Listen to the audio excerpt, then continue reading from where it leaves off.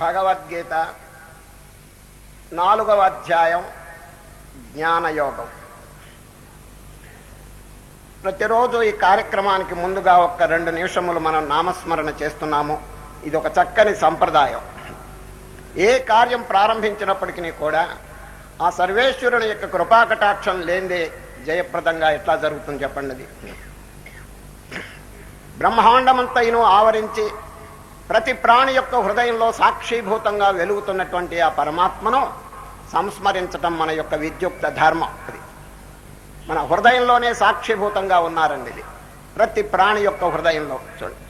వారి స్తోత్రంలో చూడండి, బ్రహ్మానందం పరమసుఖదం కేవలం జ్ఞానమూర్తిం ద్వంద్వాతీతం గగన సదృశం తత్వమస్యాది లక్ష్యం ఏకం నిత్యం విమలమచలం సర్వధీ సాక్షిభూతం. Please underline, సర్వధీ సాక్షిభూతం. అద్భుతమైన విశేషణం అండి పరమాత్మకుడి. భావాతీతం త్రిగుణరహితం సద్గురుం తన్నమామి. సద్గురు అంటే జగద్గురు. అది పరమాత్మ అందరి యొక్క గురువు అండి. గురోర్గురు. అది గురువులకు కూడా గురువు అండి. అది వారిని ప్రార్థన చేయటం, వారిని సంస్మరించటం ఇది ఒక చక్కని సంప్రదాయం. ఎందుకు అని మీరు అడగచ్చు. దానికి సమాధానం సంజయులు వారు భగవద్గీత చివరి అధ్యాయంలో చివరి శ్లోకంలో చెప్పారండి. యత్ర యోగేశ్వర కృష్ణో యత్ర పార్థో ధనుర్ధరః తత్ర శ్రీ.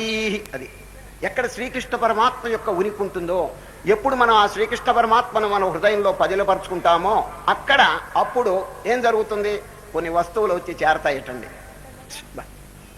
ఏమిటి ఆ వస్తువులు చూడండి. శ్రీ ఐశ్వర్యం, విజయం సక్సెస్. ఏ కార్యం అయినప్పటికీ అది జయప్రదంగా జరుగుతుందని. విజయోభూతి సంపద, ధ్రువా నీతి, నీతి ధర్మం, ఇవన్నీ కూడా చక్కగా తాండవిస్తూ ఉంటాయండి. ఎక్కడ అన్నాడు, ఎక్కడ ఈ శ్రీకృష్ణ పరమాత్మ భక్తుడైనటువంటి అర్జునుడు వీరి యొక్క సన్నిధి చూడండి, అక్కడ ఏం జరుగుతాయంటే ఇటువంటివన్నీ అన్న మహత్తరమైనటువంటి ప్రతివారు కోరేది విజయం కదండి, సంపద కదా, ఐశ్వర్యం, ఇవన్నీ ఏ విధంగా వస్తాయి చెప్పండి. ఇది ఆ భగవంతుని యొక్క కృపాకటాక్షం చేత అనే సంజయులు వారు లాస్ట్ వర్స్ అండి భగవద్గీతలో ఈ శ్లోకం చెప్పి ముగిచ్చేసినారండి. ఇది కానీ ఏకశ్లోకి అంటారండి ఈ శ్లోకాన్ని. మళ్ళీ చెప్తున్నాను, చక్కగా కంఠస్థం చేయండి. యత్ర యోగేశ్వర కృష్ణో 78వ శ్లోకం చివరి అధ్యాయం 18. యత్ర యోగేశ్వర కృష్ణో యత్ర పార్థో ధనుర్ధరః తత్ర శ్రీ విజయో భూతిర్ధ్రువా నీతిర్మతిర్మమ. మహాభారత యుద్ధం ఇంకా జరగలేదు, ఇంకా కొద్ది రోజుల్లో జరగబోతున్నది. ఆ సమయంలోనండి ఇద్దరు శ్రీకృష్ణ పరమాత్మ దగ్గరికి వెళ్ళారండి. ఎవరో తెలుసునండి, దుర్యోధనుడు, అర్జునుడు. ఇద్దరు కూడా శ్రీకృష్ణ పరమాత్మను సహాయం అర్థించటానికి, యుద్ధంలో సహాయం అర్థించటానికి ఇద్దరు వెళ్ళారండి. ఎక్కడికి, కృష్ణ పరమాత్మ దగ్గరికి. సరిగా ఆ సమయంలో వారు పండుకున్నారండి. ఎవరు, కృష్ణుడు గారు. అప్పుడు వారిని లేపటం మంచిది కాదని చెప్పి దుర్యోధనుడు వారు లేవంగానే గనక నేను ఇంటర్వ్యూ తీసుకుంటే, ఫస్ట్ ఇంటర్వ్యూ నాకు గనక వస్తే నేను వెంటనే సైన్యం కోరుకుంటాను అని తల దగ్గర కూర్చున్నాడండి. అంటే కన్ను కదా చూచేది మొదట్లో, చూడంగానే మాట్లాడేది నోరు కదా, అందుచేత తల నోరు ఎక్కడున్నాయో అక్కడ కూర్చున్నాడండి. ఎవరు, దుర్యోధనుడు. అర్జునుడు ఎక్కడ కూర్చున్నాడంటే నీ పాద కమల సేవయో అని కాళ్ళ దగ్గర కూర్చున్నాడండి. కృష్ణ పరమాత్మ పండుకుని లేవంగానే అకస్మాత్తుగా లేచి కూర్చున్నాడు. ఎదురుగుండా ఉన్న అర్జునుడిని చూచాడండి. చూచి అర్జునుడు గారు బాగున్నారా అని చెప్పి కుశల ప్రశ్నలు వేస్తుంటే దుర్యోధనుడు గుండె బద్దలవుతున్నది వెనక. ఎక్కడ ఈయన సైన్యం కోరుకుంటాడు అని చెప్పి మొదట ఫస్ట్ ఇంటర్వ్యూ అర్జునుడికి వచ్చిందండి, దుర్యోధనుడికి రాలేదు. అప్పుడు అర్జునుడు గారు ఏమిటి కదా, ఏమొచ్చింది, ఎందుకు వచ్చినారని. ఏం లేదండి, యుద్ధం జరగబోతుంది, తమ యొక్క సహాయం అపేక్షించి వచ్చినామని. నాకు 2 ఉన్నాయి, నేను నా సైన్యం, చూస్ 1 అన్న. ఏదో ఒకటి కోరుకోండి, రెండిట్లో నన్నన్నా కోరుకోండి, నా సైన్యం అన్నా కోరుకోండి అని. అర్జునుడు గారు సామాన్యమైన వ్యక్తి కాదండి, బాగా ఆలోచించినారు. జడమైన వస్తువులు కోరుకుంటే ఏం లాభం, చైతన్యమైనటువంటి బ్యాటరీ, అది కనుక స్పిరిచువల్ బ్యాటరీ కనుక మనం కోరుకుంటే అద్భుతమైనటువంటి పరిణామాలు కలుగుతాయని వారికి బాగా తెలుసండి. అంచేత కృష్ణ పరమాత్మ మీ సైన్యం నాకు అక్కర్లేదు, తమరు మాత్రం మా వైపు ఉండండి చాలు, తమరి సాన్నిధ్యం చాలు మాకు అని అర్జునుడు కోరుకుంటే వెనక దుర్యోధనుడు ఎంత ఆనందపడ్డాడంటే అప్పుడు చెప్పటానికి లేదండి. ఒరివరి సైన్యం కోరుకోలేదు, ఇక నా వంతు వస్తుందని చెప్పి ఇటు తిరిగినాడు. ఎవరు? కృష్ణుడు. దుర్యోధను గారు బాగున్నారా? బ్రహ్మాండంగా బాగున్నాం. యుద్ధం జరగబోతుందండి, తమ సహాయం. నాకు 2 ఉన్నాయి. ఒకటి కోరేశాడు ఆయన, ఎవరు? అర్జునుడు గారు. ఇంకో మిగిలింది ఏమిటి? నా సైన్యం. కావాలంటే తీసుకోండి అన్నాడండి. అదేనండి కావాల్సింది 10,000 అన్నాడు ఆయన. దుర్యోధనుడికి సైన్యం పోయింది, అర్జునుడు గారికి కృష్ణుడు వచ్చారు. అంటే ఏమిటి? అర్జునుడు ఇంజిన్ కొట్టేశాడు, దుర్యోధనుడు గూడ్స్ పెట్టెలు తీసుకుపోయినాడండి. చూచారా? ఏమైనా ఉపయోగం ఉందా చెప్పండి? ఆఖరికి ఏం జరిగింది చెప్పండి? ఏం జరిగింది? ఎత్ర యోగేశ్వర కృష్ణ, ఏ వైపు కృష్ణ పరమాత్మ ఎక్కువ అనుకుందో అక్కడ జయం తాండవించిందండి. చూచారా? ఇది కేవలం ఒక కథారూపంగా ఉన్నప్పటికీ కూడా నిత్య జీవితంలో మనం దాని యొక్క అంతరార్థమును బాగా గ్రహించి ఆచరణలో పెట్టాలండి. ఏమిటి దాని అంతరార్థం? చూడండి, ఆ చైతన్యమైనటువంటి వస్తువు ఎక్కడున్నదో అక్కడ జయం తప్పదండి. ఈ సంసార దుఃఖం ఎంతో దాంట్లో కుమిలిపోయి మునిగిపోయి సంసార సముద్రంలో జనులు ఎన్ని దుఃఖాలు అనుభవిస్తున్నారు. ఈ దుఃఖం పోవటానికి ఉపాయం ఏమిటి చెప్పండి? అది ఆనంద సముద్రం మన యొక్క స్వరూపంగా ఉండి చూడండి. కృష్ణ పరమాత్మ మొదట్లో నోరు తెరవంగానే ఇదే చెప్పినారండి. ఆయన దుఃఖపడేవారం కాదు, మీరు గాని వారు గాని నేను గాని దుఃఖపడేవారం కాదు. మన స్వరూపమే ఆనందం, ఓషన్ ఆఫ్ బ్లిస్. అది సముద్రం, ఆనంద సాగరం, సచ్చిదానంద సాగరం, అది మన యొక్క స్వరూపం. అది మర్చిపోయి ఈ దుఃఖంలో కుమిలిపోతుంటే ఇది నిజంగా మానవుని యొక్క కర్తవ్యమేనా? ఇది ధర్మమేనా అని చెప్పి శ్రీకృష్ణ పరమాత్మ చక్కని వాక్యం ప్రశ్న చేసినారండి. కనుక చైతన్యమైనటువంటి వస్తువుని మనం ఎంత ఎక్కువగా మనం సంస్మరించుకుంటే అంత మంచిదండి. సరే, పొద్దున్నే లేవంగానే ఒక్కసారి స్మరణ చేయండి. పెద్దలు చెప్పినారు, begin the day with prayer. అది start the day with God. Start the day with God, end the day with God, fill the day with God, this is the way to God. చూడు ఎంత చక్కని వాక్యం. రోజు ప్రారంభంలో నిద్ర లేవంగానే మొదట్లో దైవ చింతనతో మీరు ప్రారంభం చేయండి. మరో రాత్రి పరుండబోయేటప్పుడు ఇంకొకసారి మళ్ళా స్మరణ చేయండి. మధ్యలో కూడా ఎప్పుడెప్పుడు అవకాశం ఉంటుందో అప్పుడప్పుడు దైవ స్మరణ చేయండి. ఇదే భగవంతుని పొందటానికి మార్గం. మళ్ళీ చెప్తున్నాను, start the day with God, end the day with God, fill the day with God, this is the way to God. ఇంతకు మించిన బోధ ఇంకేమైనా ఉందే చెప్పండి? వ్యవహారం చేస్తున్నప్పటికీ ఆ వ్యవహారంలో కూడా మనం దైవమును మర్చిపోకూడదండి. గీతలో ఏం చెప్పారు? మాం అనుస్మర యుధ్యచ, 8వ అధ్యాయం చూడండి. అక్షర పరబ్రహ్మ యోగంలో చక్కని అష్టాక్షరీ మంత్రం చెప్పారు. చూడండి, యుధ్యచ, నీ వ్యవహారం చేసుకో. యుద్ధం అంటే అర్జునుడు గారికి క్షత్రియుడు కాబట్టి శాస్త్రధర్మం యుద్ధం కాబట్టి వారికి యుద్ధం చెప్పారు. తక్కిన వారికి మీకు వ్యాపారం, వారికి వ్యవసాయం, ఇంకొకరికి ఉద్యోగం చేసుకోండి, తప్పులేదు. యుధ్యచ, మీ వ్యవహారం చేసుకోండి, మీ కార్యక్రమం చేసుకోండి. But don't forget the lord. మాం అనుస్మర. శాశ్వతమైన వస్తువుని మర్చిపోతే ఎట్లా చెప్పండి? జడమైనటువంటి వస్తువులో పడిపోతే ఆఖరికి సంరక్షించేది ఎవరు చెప్పండి? ఎవరండి? అంత్యకాలంలో ఎవరండి కాపాడేది? చూడు, సర్వం వ్యర్థం మరణ సమయే సాంబయేక సహాయ. సర్వం వ్యర్థం మరణ సమయం. అంత్యకాలంలో ఏది కూడా వెంటరాదు, ఏది సహాయపడదు. చూడండి, ఒకసారి అండి యముడు గారు ఒక పాపి మెళ్ళలో పాశం వేసుకుని ఈడ్చుపోతున్నట్టండి. యముడు గారు ఈడ్చుపోతుంటే వాడు బాధ పడలేక దారిలో, యముడు గారు నన్ను ఈడ్చుపోతున్నారు, బాగానే ఉంది కానీ ఒక్క నిమిషం ఆగండి అన్నాడండి. ఎవరు? పాపి యముణ్ణి ప్రార్థించారు. ఇంతవరకు హిస్టరీలో ఎంతమందినో తీసుకుపోయినాడు కానీ ఇట్లా అడిగిన వాడు ఎవడు లేడండి. ఇది అంచేత యముడు గారికి ఆశ్చర్యం కలిగి, వీడు ఆపమంటున్నాడేమిటి, కారణం ఎందుకు ఆపాలయ్యా అన్నాడండి. ఏం లేదండి, కొంచెం వెనక్కి తిరిగి చూడాలి అంతేనండి అన్నాడు. ఇది ఆయనకి ఇంకా ఆశ్చర్యం వేసింది, వీడు వెనక్కి ఎందుకు తిరగాలని చెప్పి. సరే, యముడు గారు ఆపారు, వీడు వెనక్కి తిరిగాడు. మళ్ళా యముడు గారు ఈడ్చుకుపోండి అన్నాడు. ఎందుకు వెనక్కి తిరిగావు అని అడిగాడు యముడు. ఏం లేదండి, నా జీవితంలో చాలా మందిని పోషించాను, ఒక్కడైనా సహాయానికి వస్తున్నాడు ఏమో చూచాను అని. ఎవడొస్తాడు చెప్పండి ఆ టైంలో? కనుక వెంట వచ్చేది ఏంటంటే మన పుణ్యకర్మ, మన శుభకర్మ, మన పరోపకార కర్మ, మన దైవ భక్తి. చూడండి, ఇది కాపాడుతుందండి ఇది అంత్యకాలంలో ఎప్పుడైనా. కనుక జీవిత కాలంలో దాన్ని ఆర్జించాలా లేదా చెప్పండి? ధనమును ఆర్జించి రోజు ఒక హుండీలో కనుక ఒక పైసా వేస్తే సంవత్సరానికి 3 రూపాయలు అవుతుందండి దాదాపు. దాంతో తీర్థయాత్రలు చేస్తుంటారు కొందరు, రోజు హుండీలో కొంత పైసా వేస్తుంటారండి. అదేవిధంగా ఒక హుండీలో మనం పుణ్యం అనేటువంటిది రోజు కొద్దిగా వేయాలండి. వేస్తే సంవత్సరానికి కానీ ఇంకా 2-3 సంవత్సరాలకి ఎంత పుణ్యం వస్తుంది చెప్పండి? మన జీవితంలో ఎంత పుణ్యం ఆర్జించిన వారు అవుతాం? లేదే. రామరామ, జీవితంలో అయ్యా పుణ్యానికి హుండీ పెట్టలేదండి, పాపానికి హుండీ పెడుతున్నారండి. సరే, రోజు ఏదో పాడు కర్మ చేయటం, వాడిని తిట్టడం, వీడిని కొట్టడం, అపకారం చేయటం, అవినీతి, అధర్మం, దీంతో మునిగిపోతున్నదండి. ఆఖరికి అంత్యకాలంలో వాడి గతి ఏమవుతుంది చెప్పండి. ఈనాడు మన కళ్ళెదట ఎంతో హీనమైనటువంటి ప్రాణులు మనం చూస్తున్నాం చూడండి. చీమలున్నాయి, దోమలున్నాయి, పంది ఉన్నది, గాడిదన్నది. అవి కూడా ప్రాణులే కదా, అవి కూడా జీవులే కదా. ఎందుకు వాటికి అంత బాధ, అంత హీనమైనటువంటి స్థితి ఎందుకు కలిగింది? ఒకసారి ఆలోచించండి.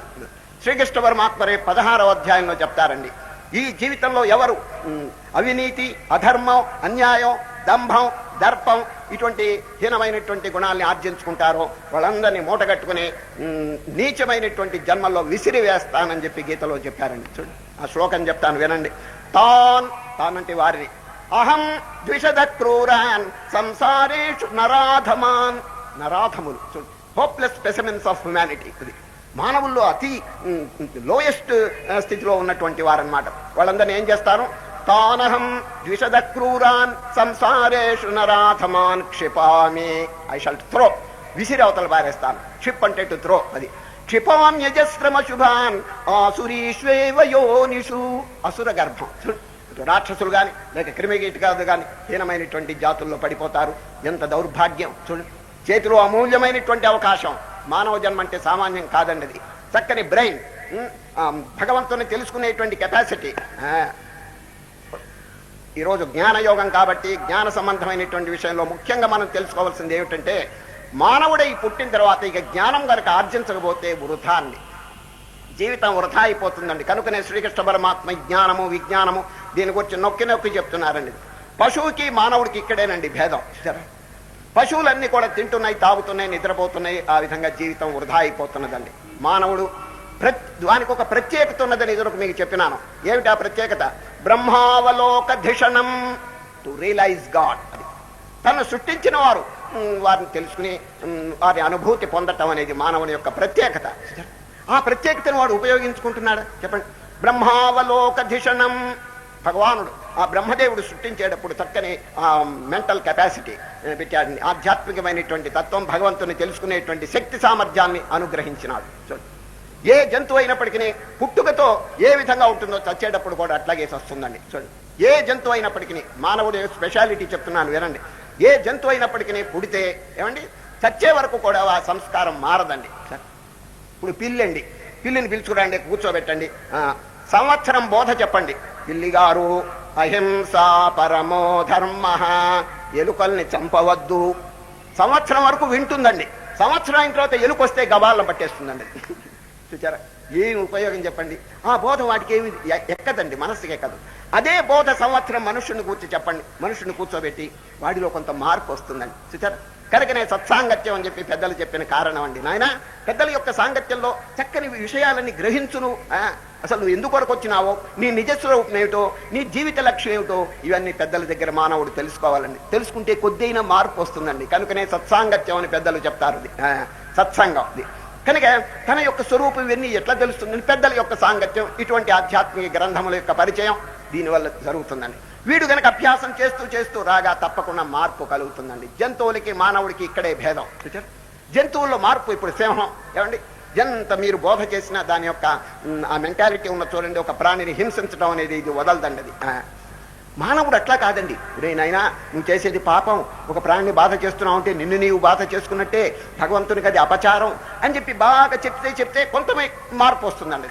అది కనుక ఈ మార్పును కలుగు చేసుకోవటం అనేది మానవత్వం. ఇదివరకు ఎన్నో జన్మల నుంచి హీనమైనటువంటి గుణాలు, దౌర్భాగ్యమైనటువంటి జీవితం గడుపుతూ వచ్చాడు ఇప్పటి వరకు. ఇప్పుడు ఆ పూర్వజన్మ సుకృతం వల్ల వీడికి సత్సాంగత్యం, మంచి గ్రంథముల యొక్క పరిచయం, ఆరోగ్యం, ఇవన్నీ కూడా చక్కని అవకాశములు ఉన్నాయండి. ఇప్పుడే మనం ప్రయత్నం చేయాలండి. శ్రీకృష్ణ పరమాత్మ రేపు 5వ అధ్యాయంలో చెప్పబోతారు. చూడండి, కోపము, అసూయ, ద్వేషము, ఈ దుర్గుణములన్నింటినీ ఎప్పుడు అరికట్టాలంటే before the fall of the body. శక్నోతి, రేపు వచ్చే శ్లోకం అండి. శక్నోతి హైవయస్సోఢుం ప్రాక్ శరీర విమోక్షణాత్ కామక్రోధోద్భవం వేగం సయుక్త ససుఖీ నరః. ప్రాక్ శరీర విమోక్షణాత్ అంటే చేయండి. ఈ సాధనలన్నీ ఎప్పుడు చేయాలి తెలిసిన? శరీరం పడిపోవటానికి పూర్వమే. శరీరం ఎప్పుడు పడిపోతుంది ఎవరికి తెలియదు కదా, గ్యారంటీ లేదు కదా. Therefore he must be prepared always. ఎప్పుడు జాగ్రత్తగా ఉండాలని చెప్పి తస్మాత్ సర్వేషు కాలేషు కనుక జీవితం అనేది మహాప్రమాదకరమైనటువంటిది, ఒక బుడగ వంటిదండి, ఎప్పుడు చితికిపోతుందో ఎవరికి తెలియదు. అటువంటిప్పుడు మీనమేషాలు లెక్క పెట్టుకుని తర్వాత తర్వాత తర్వాత కొందరు అంటారండి, ఏమయ్యా ధ్యానం చేసుకోవాలంటే ఇప్పుడు కాదు, నేను ఉద్యోగం చేస్తున్నాను, రిటైర్ అయిన తర్వాత అంటాడు. ఆ రిటైర్ అయ్యే వరకు వీడు ఉంటాడో, పెద్ద రిటైర్మెంట్ వస్తుందో ఎవడికి తెలుసు చెప్పండి. కనుక ఇటువంటి సందర్భాల్లో యాజ్ సూన్ యాజ్ పాసిబుల్, ఎంత శీఘ్రంగా ఈ ఆధ్యాత్మిక విషయంలో మనం పరిచయం పొందుతామో అంత ధన్యులం అండి. ఒక చిన్న దృష్టాంతం చెప్తాను. ఒక ఆశ్రమం ఉందండి. ఆ ఆశ్రమంలో గురువు గారు ఉన్నారు, ఒక శిష్యుడు ఉన్నాడండి. ఆ శిష్యుడు ఎంత చక్కగా సేవ చేస్తాడంటే ఏమండి, ప్రాణం కూడా అర్పణ చేసేటంత ఇదిగా చేస్తాడండి వాడు. గురువు అంటే వారికి ప్రాణం. అది ఎప్పుడు విసురుతుంటాడు, ఊడుస్తుంటాడు, గురువు గారికి గుడ్డలు ఉతుకుతూ ఏదో సేవ చేస్తాడు. గురువు గారికి చాలా ఆనందం. కానీ ఒక్క అవగుణం ఉందండి వాడికి. ఏమిటో తెలుసునండి, వాడి కంఠం బొంగురు గొంతు అండి వాడికి. వాడు మాట్లాడుతుంటే కర్ణ కఠోరంగా ఉంటుందండి. మరి ఎందుకు వచ్చిందో వాడి పూర్వజన్మ ఇది, పాడు కంఠం అండి ఇది. అంచేత వాడు మాట్లాడుతుంటే గురువు గారు 2 చెవులు మూసుకుంటాడు, ఎందుకంటే వినటం మహా కష్టం అండి, బొంగురు గొంతు వాడిది. ఇదొక్కటే గుణం అండి, అవగుణం. తక్కినన్ని బాగా ఉన్నాయండి. అంచేత పెద్దలతో సంప్రదించాడు గురువు గారు, మా శిష్యుడికి గొంతు బాగుపడాలంటే ఏదైనా ఉపాయం చెప్పండి అన్నారు. చాలా మంది ఒక సలహా ఇచ్చారు, ఏమిటంటే వాడికి సంగీతం నేర్పండి అన్నారండి. వెంటనే గురువు గారు మాస్టర్ గారిని పిలిపించారు, సంగీతం మాస్టర్ గారిని పిలిపించి రోజు 1 గంట ట్యూషన్, ఏది సంగీతం. వాడిని కూర్చోబెట్టి ఆశ్రమంలో చక్కగా సంగీతం, ఇవన్నీ రాగం, తాళం, పల్లవి ఇవన్నీ నేర్పుతున్నారండి. వాడికి సంవత్సరం పూర్తయిందండి. వాడి కంఠం ఎట్లా మారిపోయిందంటే కోకిల స్వరం వచ్చిందండి వాడికి. అప్పుడు గురువు గారు చెప్పారు, రేయ్ ఇక మీదట నీ పాత గొంతురు బొంగుతో మాట్లాడబాక, ఇప్పుడు మంచి స్వరం వచ్చింది, కోకిల స్వరం. ఈ స్వరంతో, తాళంతో, రాగంతో, పల్లవితో నాతో మాట్లాడు, నాకెంతో ఆనందంగా ఉంటుందని చెప్పాడండి. సరే అన్నాడు. ఒకనాడు గురువు గారు 2 మైళ్ళ దూరంలో ఒక ఊరుందండి, అక్కడేదో పని మీదకి పోయినాడు. శిష్యుడు ఒక్కడే ఉన్నాడండి ఆశ్రమంలో. పర్ణకుటీరం, తాటాకుతో చేసినటువంటి ఒక ఇది ఉందండి, పూరి గుడిసె, దాంట్లో నివాసం. ఏ పొరపాటులోనండి ఈ కుటీరం నిప్పంటుకుందండి, దగ్గర మండిపోతున్నది. అప్పుడు శిష్యుడండి గురువు గారికి వార్త చెప్పడానికి పరిగెత్తాడండి ఊళ్ళోకి. పరిగెత్తి ఊళ్ళో పట్టేశాడండి గురువు గారిని. ఇక చూడండి వార్త ఎట్లా చెప్తున్నాడు తెలుసండి. గురువు గారు కాంభోజి రాగం ఆది తాళం మొదలు పెట్టాడు. ఏమిటి చెప్పరా గురువు గారే, ఏమిట తమరి కుటీ అన్నాడు. మళ్ళీ చూడండి, రాగంతో మాట్లాడమన్నాడుగా, అందువల్ల సాగదీశాడు 5 నిమిషాలండి. ఏమిట్రా తమరి కుటీరం, ఏమిట్రా చెప్పరా, పరశురామ ప్రీతి అన్నాడండి. ఆఖరికి కాలిపోతున్నది ఊరి దుంపదే. మామూలు మాటలైతే రాగంతో చెప్పన్నాను, కానీ ఇల్లు కాలిపోతుంటే నీకు రాగం రా ఇప్పుడు. ఈ పరిస్థితిలో ఉన్నదండి. సరే, ఆయుష్ ఎప్పుడు దిగజారిపోతుందో ఎవరికి తెలియదు. యమధర్మరాజు వచ్చి ఎప్పుడు పాశం వేస్తాడో ఎవరికి తెలియదు. మరి మీనమేషాలు లెక్క పెట్టుకుంటుంటే ఎట్లా చేయండి. కనుకనే శ్రీకృష్ణ పరమాత్మ బివేర్, జాగ్రత్తగా ఉండండి, ఎంత శీఘ్రంగా మానవుడు తరించడానికి ప్రయత్నం చేస్తే అంత మంచిది అని అనేకమైనటువంటి ఉపాయములు చెప్తున్నారు. 18 యోగములు భగవద్గీతలోనండి. ఇంతవరకు 3 యోగములు పూర్తి చేసినావు, ఇది 4వది జ్ఞాన యోగం.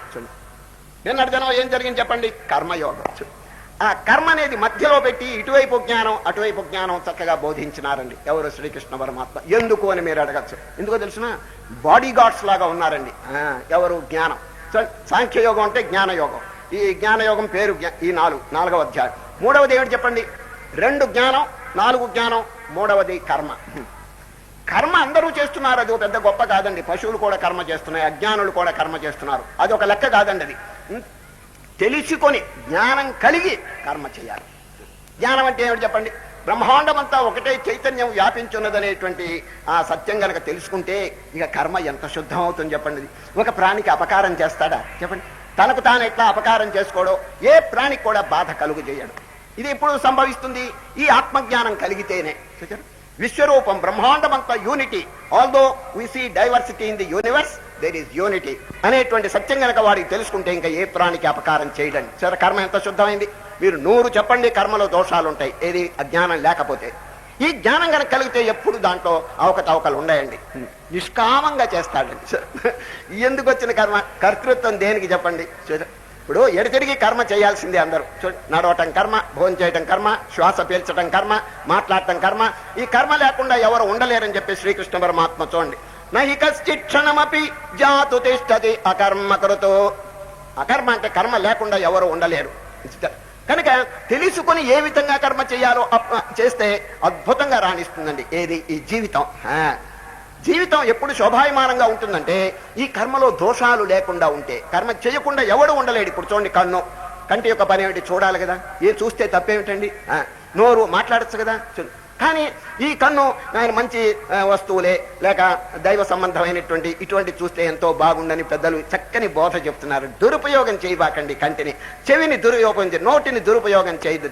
జిహ్వే కీర్తయ కేశవం మురరిపుం చేతో భజ శ్రీధరం.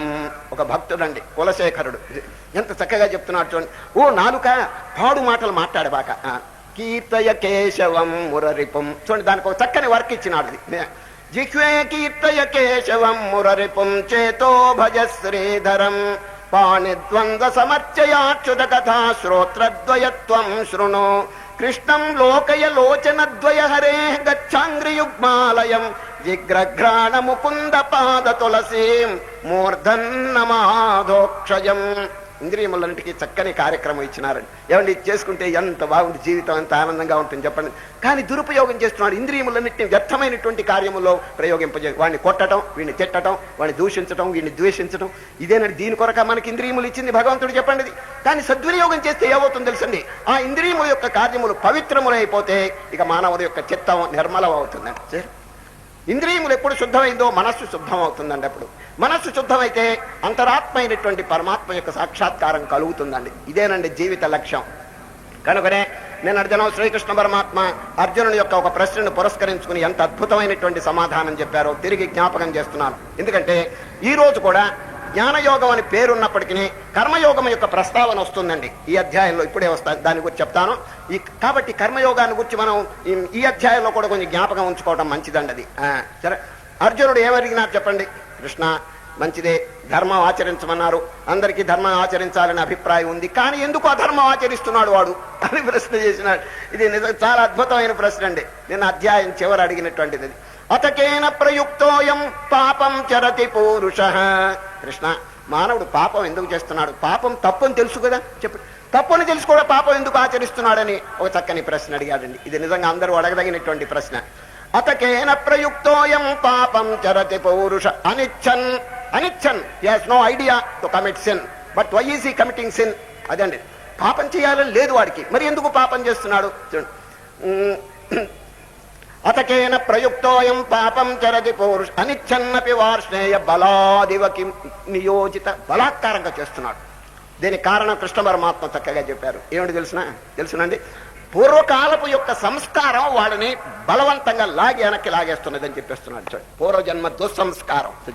ఏమిటా సంస్కారములు? చూడండి, కామయేష క్రోధయేష రజోగుణ సముద్భవ మహాశనో మహాపాప్మా విద్యేనమిహ వైరిణం. వైరి, శత్రువు. అది జీవునికి శత్రువులు బయట మాట దేవుడికి ఎరికారు, లోపలే శత్రువులు ఉన్నారు. చూడండి, ఈ లోపల శత్రువులు జయించలేవాడు. అందుచేత వాడు ఎంత గొప్పవాడైనప్పటికీ డౌన్ ఫాల్. హిరణ్యకశిపుడు ఎంత గొప్ప చక్రవర్తి అండి, ఏం లాభం చెప్పండి, ఇంద్రియములు జయించలేకపోయినాడు. రావణాసుడు ఎంత గొప్ప చక్రవర్తి అయినప్పటికీ చూడండి, ఇంద్రియములకు దాసుడైపోయినాడు, కామానికి దాసుడైపోయినాడు. ఆఖరికి ఏమైపోయింది, బూడిదలో కలిసిపోయినాడు. 10 తలలు ఉన్నప్పటికీ కూడా రావణాసుడికి ఉపయోగం లేకుండా మట్టిలో కలిసిపోయినాడు. చూచారు, ఆ హృదయం అనేది పుచ్చిపోయిందండి, హృదయం అనేది కలుషితం అయిపోయింది. అదే చూచారా, సందర్భం వచ్చింది కాబట్టి ఒక వాక్యం చెప్తున్నాను. రావణాసురుని గురించిన ఒక వాక్యం అన్నది కవీశ్వరుడు ఎట్లా వర్ణించినాడో చూడండి. రావణాసురుడు సామాన్యుడు కాదు.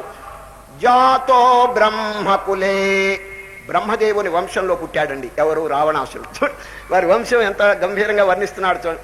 జాతో బ్రహ్మకులే అగ్రజో ధనపతి. రావణాసురుడు అన్నగారు ఎవరో తెలిసిన? కుబేరుడు. కుబేరుడు అంటే ఎవరో తెలుసండి? యూనివర్సల్ రిజర్వ్ బ్యాంక్ సూపరింటెండెంట్ అండి ఆయన. ఈ విశ్వంలో ఉన్న బంగారం అంతా వారి దగ్గరే ఉందండి. కావాల్సి అందుచేత తమ్ముడైనటువంటి రావణాసుడికి ఇష్టం వచ్చిన డబ్బు ఇచ్చేశాడు, తీసుకోవయ్యా అనుభవించు. ఈయనేం చేస్తాడో బంగారం అంతా రోడ్ల మీద పూసుకున్నాడండి. లంకా పట్టణంలో మనం తారు పూయటం లేదండి, అట్లా పూసి పారేశాడు. ఎవడు? రావడం. అన్నగారు కుబేరుడు. చూడండి వంశం ఎంత గంభీరంగా ఉందో. జాతో బ్రహ్మకులే అగ్రజో ధనపతి కుంభకర్ణానుజో. తమ్ముడు కుంభకర్ణుడు. చూడు, కుంభకర్ణుడు అంటే ఒక కాలుతో తనుతంటే 5 ఏనుగులు పడతాయండి కింద, అంత బలం కలవాడేది. పుత్ర శక్రజిత. చూడు, కుమారుడు ఎట్లా పుట్టాడు తెలుసిన? శక్రుడు అంటే ఇంద్రుడు, ఇంద్రుని జయించిన వాడండి ఇంద్రజిత్. అది ఇంద్రజిత్ అనే కుమారుడు పుట్టాడండి. ఎంత బలిష్ఠుడు చూడండి. పుత్ర శక్రజిత స్వయం దశశిరా. ఇక ఆయన గారికి 10 తలలు ఉన్నాయండి. గురువు గారు శిష్యుడికి రామాయణం చెప్తున్నాడండి. రామాయణం చెప్తే సరిగ్గా రావణాసురుడి ఘట్టం వచ్చిందండి. శిష్యుడు చెప్తున్నాడు, ఒరే నాయన, రావణాసురుడు అనే రాక్షసుడు ఉన్నాడు, ఆయనకి 10 తలలు ఉన్నాయి అన్నాడండి గురువు గారు. వెంటనే శిష్యుడికి ఓ సందేహం వచ్చిందండి. గురువు గారు, మనందరికీ ఒక తల ఉంటే చలికాలం జలుబు చేస్తే చీదలేక చస్తున్నాం కదా, మరి రావణాసురుడికి జలుబు చేస్తే ఎట్లా అని అడిగాడండి. గురువు చెప్పాడు, 20 చేతులు ఉన్నాయి, చీదుకుంటాడులేండి అన్నాడు. ఈ కాలంలో ఇటువంటి ప్రశ్నలు వస్తాయండి. స్వయం దశశిరా 10 తలలు, స్వేచ్ఛ కామచరో రథాశ్వ విజయీ మత్స్యే సముద్రం గృహం, ఇష్టం వచ్చిన రూపాన్ని తీసుకోగలడు, గ్రహించగలడు. చూడు, ఇన్ని సిద్ధులు ఉన్నప్పటికీ చూడు, సర్వం నిష్ఫలితం తథైవ విధిన దైవే బలే దుర్బలే, క్యారెక్టర్ లేదు, చరిత్ర హీనంగా ఉంది. అందుచేత ఇన్ని శక్తులు ఉన్నప్పటికీ డౌన్ ఫాల్, కింద పడిపోయినాడు, మట్టిలో కలిసిపోయినాడు. చూడు, కనుక మనని రక్షించేది ఏంటంటే మన క్యారెక్టర్, మన మొరాలిటీ, మన యొక్క చరిత్ర, మన యొక్క నిర్మల మనస్సు. అది లేకుండా తక్కిన ఎన్ని సంపదలున్నా ఎన్ని ఉన్నప్పటికీ ఈ ప్రపంచంలో రాణించడండి. అది ఆనాడు హిరణ్యకశిపుడిని ప్రహ్లాదుడట నిలదీసి అడిగినాడు, మీకు తెలుసు కదండి. నాన్నగారు, లోకములన్నీయున్ గడియలో నజయించిన వాడవు, ఇంద్రియానీకము చిత్తమున్ గెలువనేరవు, నిన్ను నిబద్ధు చేయు భీకర శత్రులారూరన్, ప్రభిన్నుల చేసిన ప్రాణికోటిలో విరోధి లేడొకడు, నేర్పున చూడుము దానవేశ్వర. ఎంత చక్కగా బోధించాడు. నాన్న, నువ్వు లోకాలన్నీ జయించేసావు, ఏమి లాభం? నీ ఇంద్రియములు అనేటువంటి శత్రువులు నీ హృదయంలోనే ఉన్నారు, వారిని జయించలేదే, బయట శత్రువులన్నీ జయించినావు అని చెప్పి నిలదీసి అడిగాడండి. అది కనుక ప్రతివారు ఎంత గొప్పవారైనప్పటికీ ఈ అరి షట్ అంటే 6 మంది శత్రువులు ఉన్నారు. ఎవరు చెప్పండి? కామ, క్రోధ, లోభ, మోహ, మద, మాత్సర్యం. ఈ శత్రువుల దగ్గర ఉంటే ఇక మానవుడికి శాంతి ఎక్కడ వస్తుంది? కనుకనే శ్రీకృష్ణ పరమాత్మ నిన్నటిదనం ఏం చెప్పినారంటే, నాయన అర్జున, ఓ ప్రశ్న అడుగుతాడు చూడండి అర్జునుడు, దాన్ని పురస్కరించుకుని చెప్తున్నారు. అతకేన ప్రయుక్తోయం పాపం చరతి పూరుష అనిచ్చన్నపి వార్ష్ణేయ బలాదివ నియోజిత. బలాత్కారంగా మానవుడు పాపం చేస్తున్నాడు. కారణం ఏమిటి? కారణం ఇప్పుడు కారణం కాదని, అనేక జన్మల నుంచి ఈ పాడు వాసనలు అలవాట్లు వస్తున్నాయండి. ఇది సరే, కామయేష క్రోధయేష రజోగుణ సముద్భవ మహాశనో మహాపాప్మ విద్యేన మిహ వైరిణం. కామ, క్రోధ ఇవన్నీ కూడా అనేక జన్మల నుంచి పరంపరగా వస్తున్నాయండి. అది కొందరికి పుట్టుకతోనే ఈ పాడు గుణాలు వస్తాయండి. సార్, మంచి గుణాలు వస్తాయి, ఎందుకంటే పూర్వజన్మ మంచి సంస్కారం. మీరు ముమ్మిడివరం వెళ్ళి చూడండి, ఇదివరకు బాలయోగ్యారు పుట్టుకతోనే చిన్నప్పుడే చక్కగా యోగాభ్యాసం చేస్తున్నారంటే ఎవరు నేర్పారు చెప్పండి? ఏదైనా పుస్తకాలు చదివారా? ఒక గురువు గారు నేర్పారా? లేదు కదా. ఆ యోగాభ్యాసం ఎక్కడి నుంచి వచ్చింది వారికి? తత్రతం బుద్ధి సోమ్యోగం లభతే పౌర్వదైహికం. అది పూర్వజన్మ, అది మంచి సంస్కారం. కొందరికి పుట్టుకతోనే పాడు సంస్కారములు, పాడు అలవాట్లు వస్తాయండి. అది ఈ మధ్య ఒక పట్టణంలో జరిగిన విషయం చెప్తున్నాను. ఒక పెద్ద మెటర్నిటీ హాస్పిటల్ ఉందండి, సిటీ. ఒక పెద్ద పట్టణంలో మెటర్నిటీ అంటే ఆడవాళ్ళకి ఒక ఆసుపత్రి ఉందండి. అక్కడంతా గర్భిణీ స్త్రీలు వచ్చి ప్రసవించి పోతుంటారండి, కాన్పులు జరిపిపోతుంటారు. అది 50 బెడ్స్ ఉన్నాయండి అక్కడ. ఆడవాళ్ళు అక్కడ ప్రసవ సంబంధమైనంతా చూసుకుంటూ ఉంటారు. Maternity hospital. ఒక అమ్మగారికండి ఒక పిల్లవాడు పుట్టాడండి, మగ పిల్లవాడు పుట్టాడు. 3 రోజుల వరకు తల్లికి పాలు ఉన్నాయండి. 4వ రోజున అంతర్ధానం అయిపోయింది, పాలు లేవండి. పాపం ఇంకా బిడ్డకి ఎట్లా? సూపరింటెండెంట్ గారికి చెప్పిందండి, ఆమె కూడా ఆడదండి. అమ్మగారు ఇట్లా పాలు లేవు, ఏదైనా ఏర్పాటు చేయండి అని. నర్సు ఉందండి ఆ హాస్పిటల్లో, ఒక నర్సు. ఆ నర్సుకి చాలా పాలు ఉన్నాయండి. ఆ అమ్మగారిని బిడ్డ యొక్క క్షేమం కోసం నియోగించారు. ఆ నర్సు వచ్చి పాలిస్తున్నదండి. 2 రోజులు పాలిచ్చింది. 3వ రోజు వాడికి జబ్బు వచ్చిందండి. ఈ చెయ్యిట్లా ముడుచుకుపోయిందండి, చెయ్యిట్టు ముడుచుకుపోయింది. పాపం తల్లి ఏడుస్తున్నది, పుట్టక పుట్టాడే, వీడికి రోగం తగులుకుంది అని సూపరింటెండెంట్తో చెప్తే, సూపరింటెండెంట్ అమ్మగారు ఇన్స్ట్రుమెంట్స్ తో వచ్చిందండి. ఫోర్సెప్స్ ఇంకా పెద్ద పెద్ద ఇన్స్ట్రుమెంట్స్ ఇచ్చి చెయ్యిట్ట ముడుచుకుపోయింది కదండి పిల్లవాడికి. ఒక్కొక్క ఏలు బలవంతంగా ఇట్లా లాగిందండి సూపరింటెండెంట్. లాగితే ఈ అరచేతిలో ఉంగరం ఉందండి, ఉంగరం. నర్సు పాలిస్తుంటే దాని ఉంగరం కొట్టేశాడండి వాడు. వాడు పూర్వజన్మలో హైవే రాబర్ అండి వాడు చచ్చిట్ట పుట్టాడండి వాడు. వాడికి ఏదో పూర్వజన్మలో ఉరిశిక్ష పడి ఉంటుంది, ఉరిశిక్ష. ఈ జన్మలో పుట్టుకతోనే దొంగతనం. ఎవడు నేర్పాడండి? ఏమండి, నర్సు ఉంగరం కొట్టాలంటే ఎంత తెలివి ఉండాలి? ఎవడు కొట్టేయలేడండి, కష్టం. మరి వాడికి ఎవరు నేర్పారు ఇది? కనుక శ్రీకృష్ణ పరమాత్మ రిప్లై చాలా అద్భుతంగా ఉందండి. కామయేష క్రోధయేష రజోగుణ సముద్భవ మహాశనో మహాపాప్మ విద్యేన మిహ వైరిణం. ఈ దుర్గుణాలు ఏం చేస్తున్నాయి తెలుసండి? 3 దృష్టాంతములు ఇస్తారండి కృష్ణ పరమాత్మ. నిన్న టైం లేక నేను చెప్పలేదు. మొదటిది అద్దం. ఎంత శుభ్రంగా ఉంటుందండి, నిర్మలంగా ఉంటుందండి అద్దం. కానీ దుమ్ము వచ్చి కప్పేసిందండి. దుమ్ము వచ్చి కప్పితే ముఖం కనిపిస్తుందా చెప్పండి. కాబట్టి మనం చేయవలసింది ఏమిటి, అద్దంలో కొత్తగా రిఫ్లెక్టివ్ పవర్ పెట్టవలసిన పని లేదండి. It is already there.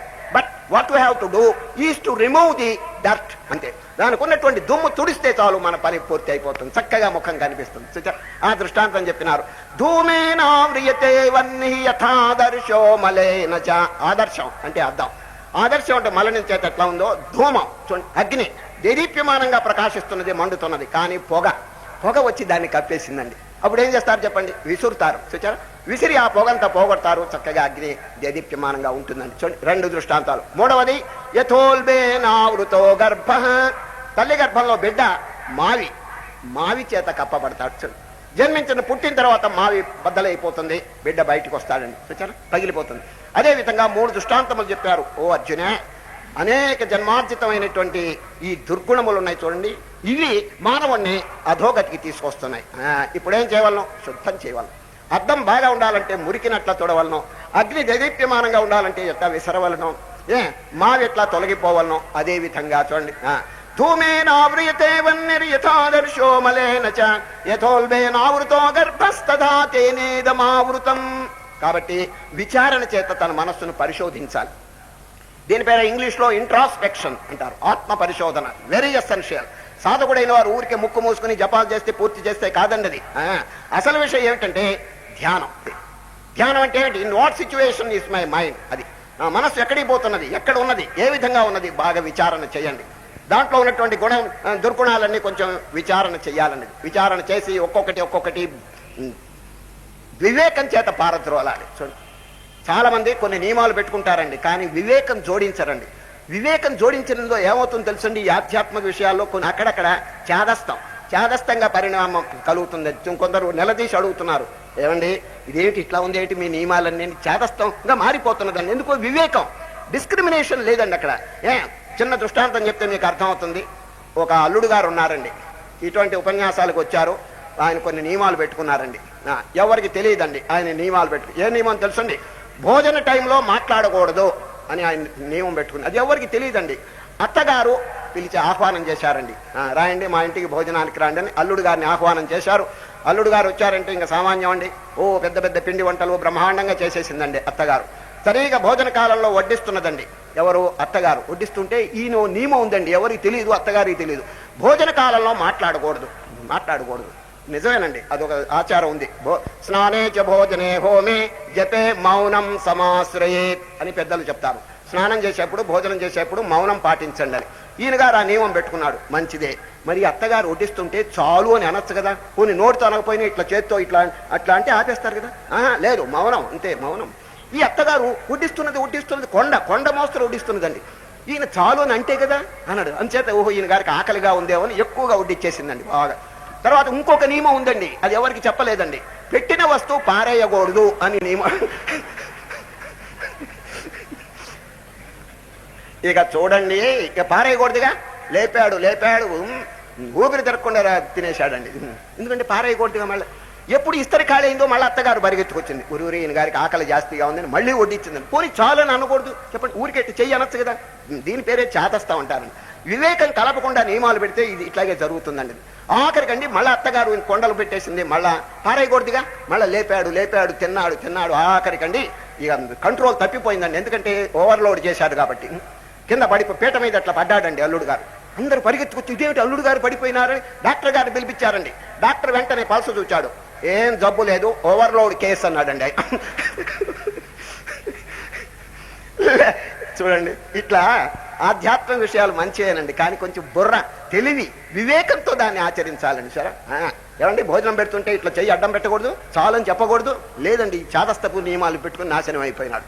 కనుక ఆధ్యాత్మిక విషయంలో కొంచెం జాగ్రత్త. డిస్క్రిమినేషన్ అంటారు ఇంగ్లీష్లో. Discriminate between the real and the unreal. ఊరికి గుడ్డిగా ఆచరించడం కాదండి ఈ ఆధ్యాత్మిక విషయం. Everything practical, everything scientific.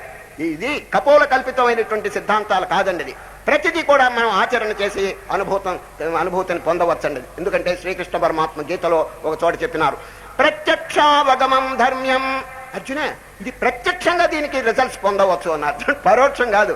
ఇంకొక లోకానికి వెళ్ళిన తర్వాత మోక్షం కాదు. అత్ర బ్రహ్మ సమశ్నుతే, ఇక్కడే మోక్షం పొందటానికి అవకాశం ఉంటుందండి. ఈ విధంగా కర్మ అనేటువంటిది చక్కగా చేయటానికి ఈ జ్ఞానం యొక్క సహాయం తీసుకుని చేయవలనే ఉద్దేశంతో కృష్ణ పరమాత్మ ఇటు లెఫ్ట్ రైట్ రెండు కూడా జ్ఞానం పెట్టేసినాడు. అంటే ఏంటి, మధ్యలో కర్మ బోధిస్తూ ఇటువైపు జ్ఞానం ఇటువైపు జ్ఞానం. ఈ రోజు 4వ అధ్యాయం జ్ఞానయోగం విచారణ చేస్తున్నాడు. మొట్టమొదట్లో కృష్ణుడు ఏం చెప్పలేదండి. అది కృష్ణుడు 2 వాక్యములు మొదట్లో చెప్తారు, తర్వాత దాన్ని గుర్చినటువంటి విశాలమైనటువంటి భావాన్ని ఉపదేశం చేస్తారండి. మొట్టమొదటి ఏం చెప్తున్నారంటే, అర్జునే మీకు కర్మయోగం జ్ఞానయోగం అవన్నీ చెప్పినాను కదా, మీకు కొత్తగా ఇప్పుడు చెప్పటం కాదు. ఇదివరకే ఒక మహాత్మునికి మహనీయునికి బోధ చేసేశాను. ఇది మీకు చెప్పిన బోధ ఉందే, మీకు కొత్తగా చెప్పటం కాదు, ఇదివరకే ఒకరికి చెప్పేశాను. ఎవరు? సూర్య భగవాను. సూర్య భగవానుడికి నేను బోధ చేసినాను అన్నాడు. ఇమం వివస్వతే యోగం ప్రోక్తవానహమవ్యయం వివస్వాన్ మనవే ప్రాహ మనురిక్ష్వాకవే బ్రవీత్ ఏవం పరంపరా ప్రాప్తమిమం రాజర్షయో విదు సకాలే నేహ మహతా యోగో నష్ట పరం తప. అర్జున, మీకు చెప్పినటువంటి బోధ ఇదివరకు సూర్య భగవానుడికి ఉపదేశం చేసినాను అన్నాడు. వెంటనే అర్జునుడు గారికి ఒక సందేహం వచ్చేసింది.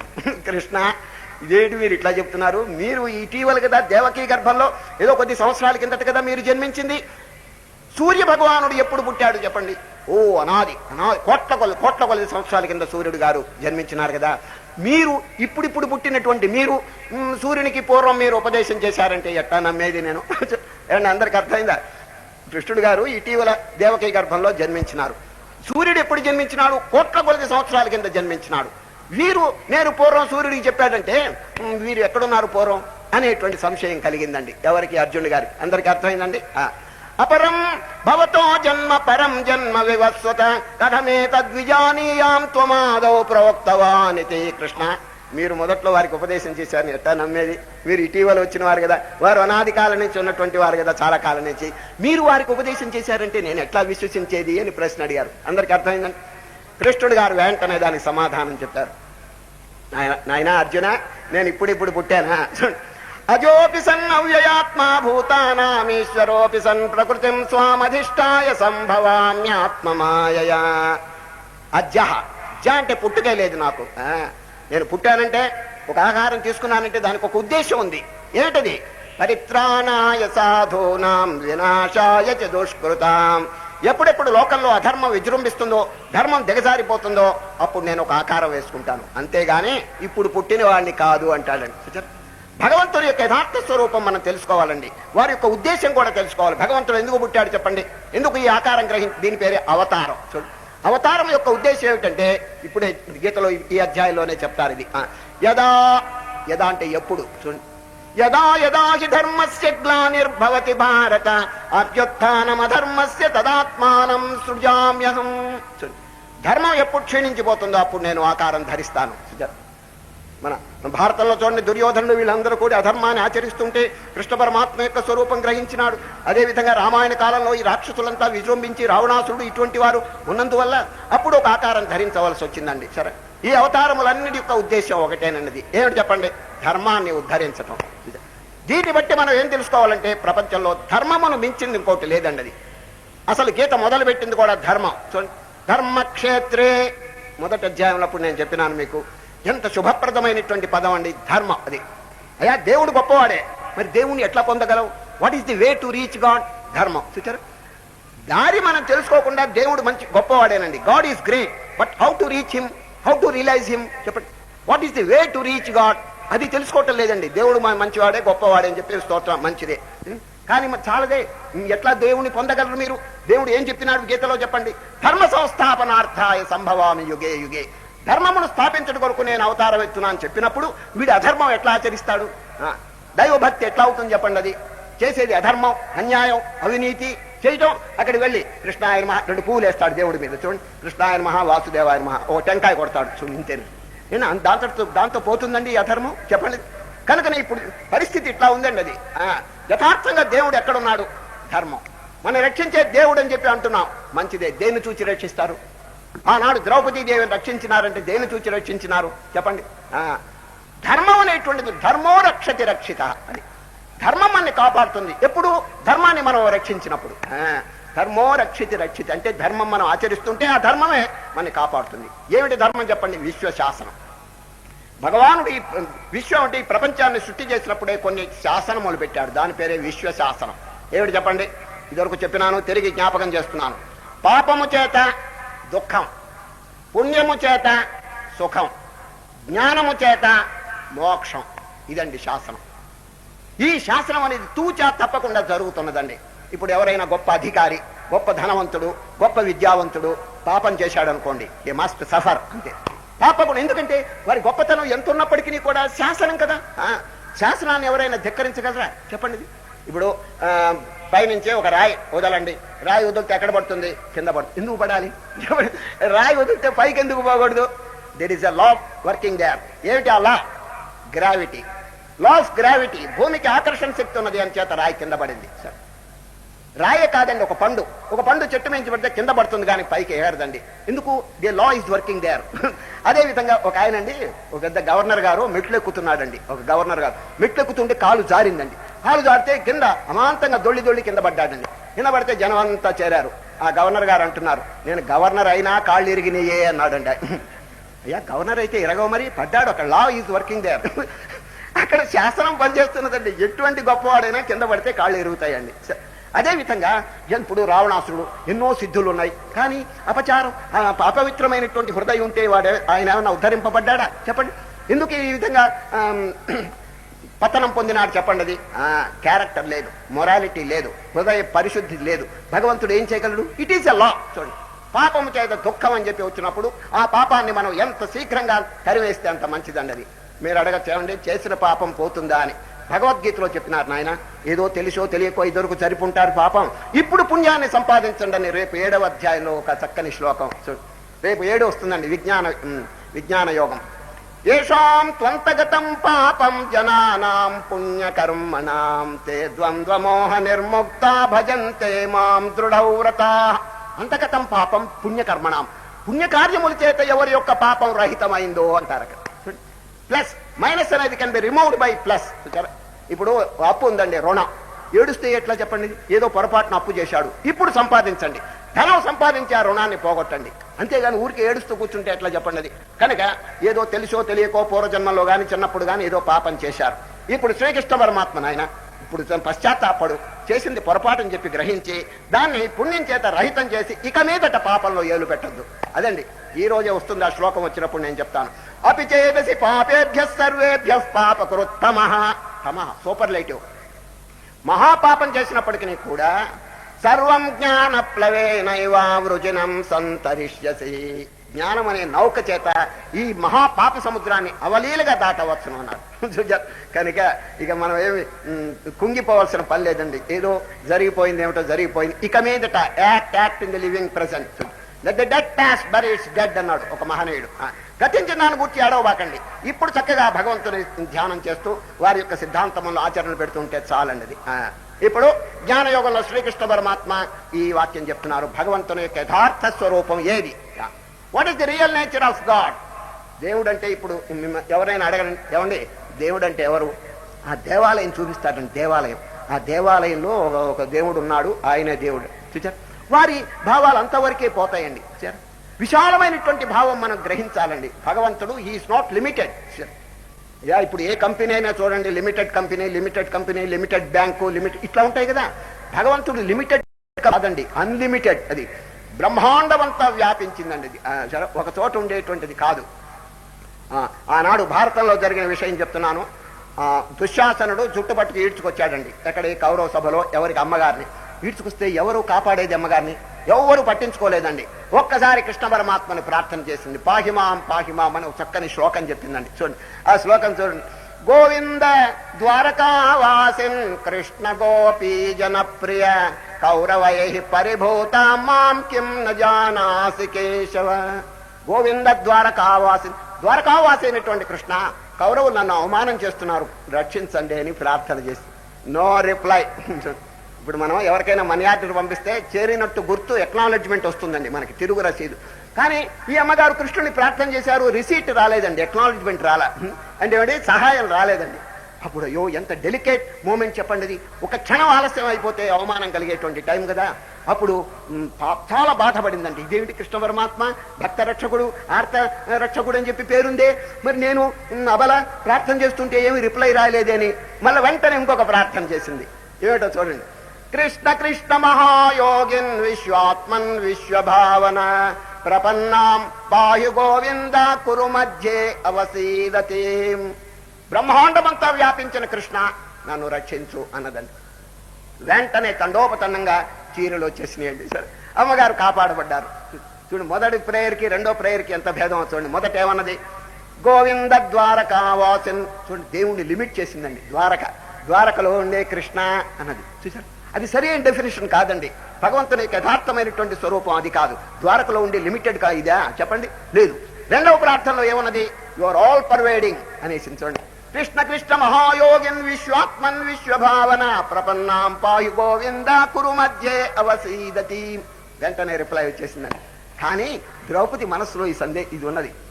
ఏనాడైనా కృష్ణుడిని అడిగి తీరాలి. ఏమిటి భక్తవత్సలుడని పేరు పెట్టుకుని నాబోటి అబల మంచి సీరియస్ మూమెంట్లో ప్రార్థన చేస్తే ఇంత ఆలస్యంగా నా సహాయం చేసేది, వెంటనే సహాయం చేస్తే ఎంత బాగుండును అడుగుదాం అని నాడు ఏకాంతంగా కృష్ణుడిని కలుసుకుందండి. ఎవరు? ద్రౌపది. ఏమండి కృష్ణుడు గారు, మీ బిరుదుల లిస్టు ఎంత ఉన్నదో చూడండి. అనాథ రక్షకుడు, ఆర్త భక్తవత్సలుడు ఎన్నో ఉన్నాయి కదా. నాబోటి దీనురాలు ఆ నిండు సభలో అవమానపడుతుంటే మిమ్మల్ని ప్రార్థన చేస్తే అంత ఆలస్యంగా సహాయం చేశారేమిటండి అని అడిగిందండి. వెంటనే కృష్ణుడు, మీరు ఏమని ప్రార్థన చేశారు చెప్పండి. ద్వారకావాసిన్ అన్నారు కదా. ద్వారకలో ఉండే కృష్ణ నన్ను రక్షించదు. మీరు ఢిల్లీలో ఉన్నారు, నేను ద్వారకలో ఉన్నాను. ద్వారక నుంచి ఢిల్లీకి రాకెట్ స్పీడ్తో వచ్చినా 10 నిమిషాలు పడుతుంది కదా అన్నాడండి. ఎంత చక్కగా చెప్పాడు. నేను ద్వారకలో ఉండేవాడినా అని చెప్పి చక్కగా మందలించినాడు. చూచారా. రెండవది కరెక్ట్ డెఫినేషన్ చూడండి. విశ్వాత్మన్ విశ్వభావన ఆల్ పర్వేడింగ్ గాడ్. నన్ను రక్షించు అని చెప్పి ప్రార్థన చేసి ఇమ్మీడియట్ గా రిజల్ట్ వచ్చేసిందండి. అది కరెక్ట్ డెఫినేషన్ అండి. భగవంతుడు ఒక చోట ఉండేవాడు కాదు, బ్రహ్మాండం అంతా. ఇప్పుడు అర్జునుడు అడిగిన ప్రశ్నకి ఇదే ఆన్సర్ అండి. సరే నాయనా, నేను ఇప్పుడు పుట్టానని చెప్పి అనుకుంటున్నావేమో, కాదు నాయన. అపరం బహూని మే వ్యతీతాని జన్మాని తవ చార్జున తాన్యహం వేద సర్వాణి నత్వం వేత్త పరంతప. అజోపి సన్ అవ్యయాత్మా భూతానామేశ్వరోపి సన్ ప్రకృతిం స్వామధిష్టాయ సంభవామ్యాత్మమాయ. ఈ 2 శ్లోకాలండి చాలా అద్భుతంగా ఉంది. భగవంతుని యొక్క అవతార ఉద్దేశం చెప్తున్నారండి ఇది.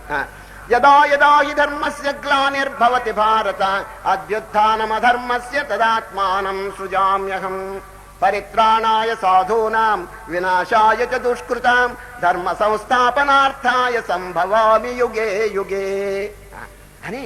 ఇప్పుడు చూడండి, ఈ అధ్యాయం పేరు జ్ఞానయోగం కదండి. జ్ఞానంలోకి దిగుతున్నారండి సార్. ఈ అధ్యాయం యొక్క విశేషం ఏంటంటే జ్ఞానయోగం అని పేరు పెట్టారు కానీ జ్ఞానం యొక్క స్వరూపాన్ని లోతుగా విచారణ చేయలేదు. ఇప్పుడు జ్ఞానం యొక్క లోతులో ప్రవేశించలేదండి. ఎప్పుడు ప్రవేశిస్తారు తెలుసిన? 13వ అధ్యాయం చూడండి. దాని పేరు జ్ఞాన షట్కం. 6 అధ్యాయములు అఖండమైనటువంటి జ్ఞానతత్వం బోధిస్తారండి. ఎప్పుడు? 13 క్షేత్రజ్ఞ విభాగ యోగం దగ్గర నుంచి చివరి వరకు. ఇప్పుడు మరి జ్ఞానయోగం అని పేరు పెట్టారే, జ్ఞానము యొక్క మహిమ, జ్ఞానము యొక్క గొప్పతనాన్ని గురించి వర్ణిస్తున్నారు. ఏ విధంగా వర్ణిస్తున్నారు? 5 ఉపమానాలు చూడండి. 5 ఉపమానములు చెప్తున్నారండి అధ్యాయంలో. జ్ఞానం అంటే ఎంత గొప్పదో చూడండి. అది మొదట్లో పేర్లు చెప్తున్నాను వినండి. జ్ఞాన తపస్సు నంబర్ 1. 2 జ్ఞాన యజ్ఞం. 3 జ్ఞాన నౌక. 4 జ్ఞాన అగ్ని. 5 జ్ఞాన ఖడ్గం. 4 ఉపమానములతో చక్కగా ఈ జ్ఞానం యొక్క ఆధిక్యతను వర్ణిస్తున్నారండి. మొదటిది చూడండి, జ్ఞాన తపస్సు. సామాన్యంగా తపస్సు అంటే అందరూ కంగారు పడిపోతున్నారు. అయ్యో మేము చేయలేం, మేము గృహస్థులం, కాళ్ళు పైకెత్తి తలకాయ కింద పెట్టి ఎండలో చస్తూ ఉపవాసాలు చేస్తూ మేము ఎక్కడ అవలంబించగలం ఈ తపస్సులు అని చెప్పి అంటున్నారు. శ్రీకృష్ణ బర్ డోంట్ వరీ, మీరు అటువంటి ఏం భయపడబాకండి. జ్ఞానం అంటే చెప్తున్నారు వినండి. ఇది యథార్థమైన తపస్సు. తపస్సు అంటే అర్థం తప్పంటే కాల్చటం. దేన్ని కాల్చటం చెప్పండి? తప్పింపు. ఇప్పుడు చూడండి, బంగారంలో ఇతర లోహాలు వచ్చి కలిసినాయి అనుకోండి, మట్టం. ఆ మట్టం బంగారాన్ని షరాబు గారు ఏం చేస్తారు? మీరు వెంటనే మార్కెట్కి తీసుకెళ్తే వాల్యూ ఉండదండి. దాన్ని బాగా పుటం పెట్టి దాంట్లో ఉన్న ఇతర లోహాలన్నీ ఆవిరైపోతాయి. సరే, ఆవిరైపోయిన తర్వాత ఏం మిగులుతుంది? మేలిమి బంగారం. ఆ మేలిమి బంగారం కనుక తీసుకుపోతే ఎంతో విలువ ఉంటుందండి దానికి. చూచారా? అదేవిధంగా ఈ మానవుడి యొక్క చరిత్ర చాలా హీనంగా ఉంటుందండి. ఈ హీనమైనటువంటి చరిత్ర వల్ల వాడికి వాల్యూ లేకపోతున్నది. దాన్ని బాగా తప్పింప చేయాలంటే సాధన. సాధన కనుక చేస్తే ఆ మాలిన్యం అంతా ఎగిరి అవతలిపోతుందండి. ఏమిటి ఆ మాలిన్యం చెప్పండి? ఒక లిస్టు చెప్తున్నారు శ్రీకృష్ణ పరమాత్మ. దాన్ని బాగా తప్పింప చేయండి. యథా సువర్ణం, సువర్ణం యొక్క దృష్టాంతం మన శాస్త్రంలో చెప్తున్నారండి. యథైకంచ సువర్ణాది మిళితం రజతాదిన అల్పమూల్యం ప్రజాయేత తద్వజ్జీవోపి అహంయుతః. జీవుడు అహంకారం, మమకారం, కామక్రోధాదులు కలిగి ఉంటే వాల్యూ లేదు వాడికి. వాడు కేవలం పరమాత్మ స్వరూపుడు అయినప్పటికీ ఈ మాలిన్యం వాళ్ళలో చేరింది. ఇప్పుడేం చేయవలను? దాన్ని పుటం పెట్టాలి. పుటం పెట్టాలంటే సాధన చేసి వాటిని తొలగించాలి. దేన్ని? అవినీతి, అధర్మం, అన్యాయం, దంభం, అసూయ, ద్వేషం, అపకారం, ఇటువంటివన్నీ కూడా మనం బాగా కాల్చిపారేయాలి. వాటిని తప్పింపజేయటం అదేనండి తపస్సు. అంతేగాని కాళ్ళు పైకెత్తడం, తలకాయ కింద పెట్టడం, ఉపవాసాలు చేయటం ఇది తపస్సు యొక్క యథార్థ స్వరూపం కాదండి. కనుకనే శ్రీకృష్ణ పరమాత్మ చూడండి తపస్సు. వీతరాగ భయ క్రోధ మన్మయా మాముపాశ్రితా బహవో జ్ఞాన తపసా పూతా మద్భావమాగత. చక్కని శ్లోకం అండి. వీత రాగ భయ క్రోధ. చూడండి దుర్గుణముల యొక్క లిస్టు చెప్పాడు. ఏమని చెప్పండి? ఆశ, కోపం, అసూయ, ద్వేషం, భయం, ఇవన్నీ కూడా ఈ దుర్గుణముల హృదయంలో ఉన్నాయండి. అనేక మందికి దాంట్లో హృదయంలో బాగా దాగి ఉన్నాయి. తెలుసుకోవటం లేదండి. జనుడు తెలుసుకోవటం లేదు. నాలో ఈ పాడుగుణాలు ఉన్నాయని చెప్పి చాలా మందికి తెలియదండి. తెలుసుకోవాలి. అది ఇప్పుడు ఇంటోనండి దొంగ ఉంటే మనం కనిపెట్టటల్లా చెప్పండి. ఇంట్లో ఎవడైనా వచ్చి ఏమండో మీ ఇంట్లో నేను కాపురం ఉంటానంటే నోరు మూసుకోపోవయ్యా అంటారు ముందు. ఎందుకంటే ఒక దొంగ ఇంట్లో ప్రవేశించినాడంటే వాడు ఊరికే పోడండి, ఏదో తస్కరించుకుని పోతాడు. అది అదేవిధంగా హృదయంలో ఉండేటువంటి ఆ దైవ బలాన్ని వాడు నాశనం చేస్తుంటాడండి. ఏది? ఈ దుష్ట అసురమైనటువంటి సంపద. అది ఈ అసుర గుణములు ఉన్నాయి చూడండి. ఇవి హృదయాన్నంతా పీల్చి పిప్పి చేస్తాయి, మానవుడికి అశాంతిని, దుఃఖాన్ని తెస్తాయండి. అందుచేత శ్రీకృష్ణ పరమాత్మ జ్ఞాన తపస్సు. ఈ జ్ఞాన తపస్సు ఎవరైనా చక్కగా ఇళ్ల దగ్గర కూర్చొని చేయొచ్చు. ఏదో బయట ఏదో ఆసనాలు వేయటం కానీ, కాళ్ళు పైకెత్తడం కానీ దానికి సంబంధించింది కాదండి. ఇది హృదయ పరిశుద్ధి. ఆ హృదయ పరిశోధన చేసుకుని దుర్గుణములలో వెంటనే మెడబెట్టి గంటి అవతల పారేయాలండి. ఆలస్యం చేయకూడదండి. ఆలస్యం చేస్తే ఏమవుతుంది? జ్ఞాన రత్నాన్ని అపహరించుకుని పోతుందండి. సరే. కామక్రోధశ్చ లోభశ్చ గేహే తిష్టంతి తస్కరాః జ్ఞానరత్నాపహారాయ తస్మాగ్రత జాగ్రత్త. జాగ్రత్తగా ఉండండి. జ్ఞానం అనేటువంటి రత్నం కష్టపడి ఎన్ని జన్మల నుంచో మనం సంపాదించుకున్నాం. దాన్ని ఈ తస్కరించుకొని దొంగిలించుకొని పోతున్నాయి ఎవరు? ఈ దుర్మార్గులైనటువంటి రాక్షసులది. కొంచెం జాగ్రత్తగా మనస్సు మీద, ఇంద్రియముల మీద నిఘా ఉండాలండి. సరే. మనసు పైన జయము పొందన్నా ఇంద్రియంబుల టక్కు జోచి మోసపోకన్నా దేహమందలి చతుర చోడుల చర్యలన్నీ యుగాంచుచుండుము బుద్ధి కుశలత కలిగి నేర్పుతు వాని నెల్లను తరిమి వైచుము తత్వసారము తెలిసి కోరన్నా. తత్వసారం. ఆ మనస్సుని, ఇంద్రియాలను కొంచెం జయించడానికి ప్రయత్నం చేయాలని. సరే. ఈ ఆధ్యాత్మిక అంటే చాలా మంది కంగారు పడుతున్నారు. ఏమో ఈ సాధనలు మేము చేస్తామో లేదో అని. ఏవి కష్టం లేదండి. సరే.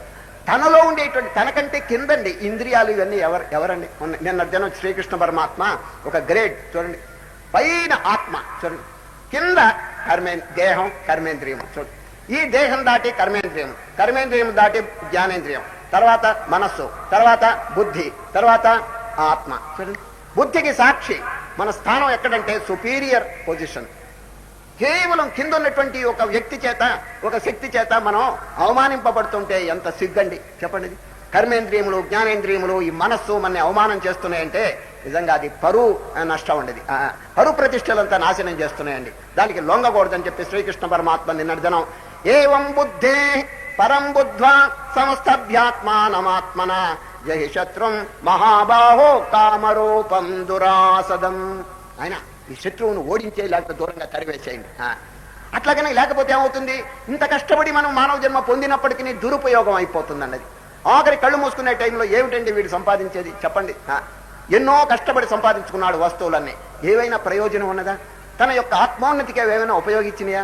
రాబోయే జన్మ శుద్ధంగా ఉండటానికి ఉపయోగించినయా? లేదు కదా. మరి అటువంటిప్పుడు వేస్ట్ కదండి. Human birth is waste. అది అట్లా ఎప్పుడు ఉండకూడదు.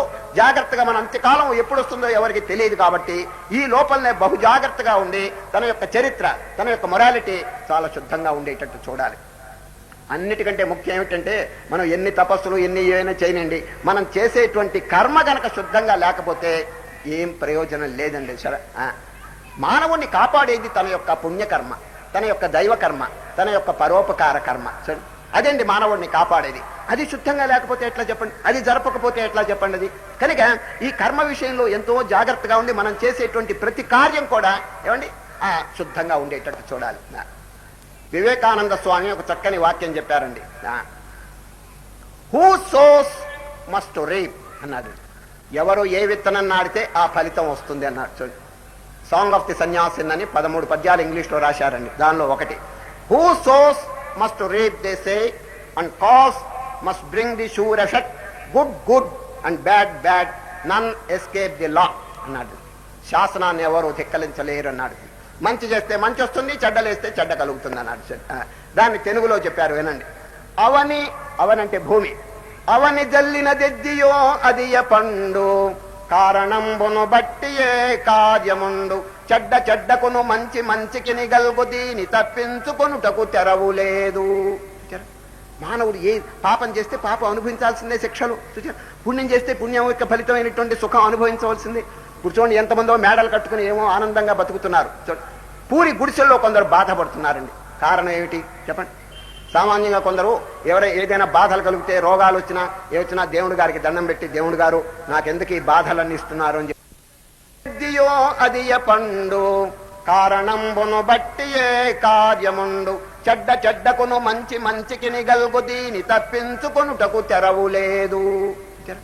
మానవుడు ఏ పాపం చేస్తే పాపం అనుభవించాల్సిందే శిక్షలు, పుణ్యం చేస్తే పుణ్యం యొక్క ఫలితమైనటువంటి సుఖం అనుభవించవలసిందే. కూర్చోండి, ఎంతమందో మేడలు కట్టుకుని ఏమో ఆనందంగా బతుకుతున్నారు. పూరి గుడిసెల్లో కొందరు బాధపడుతున్నారండి. కారణం ఏమిటి చెప్పండి.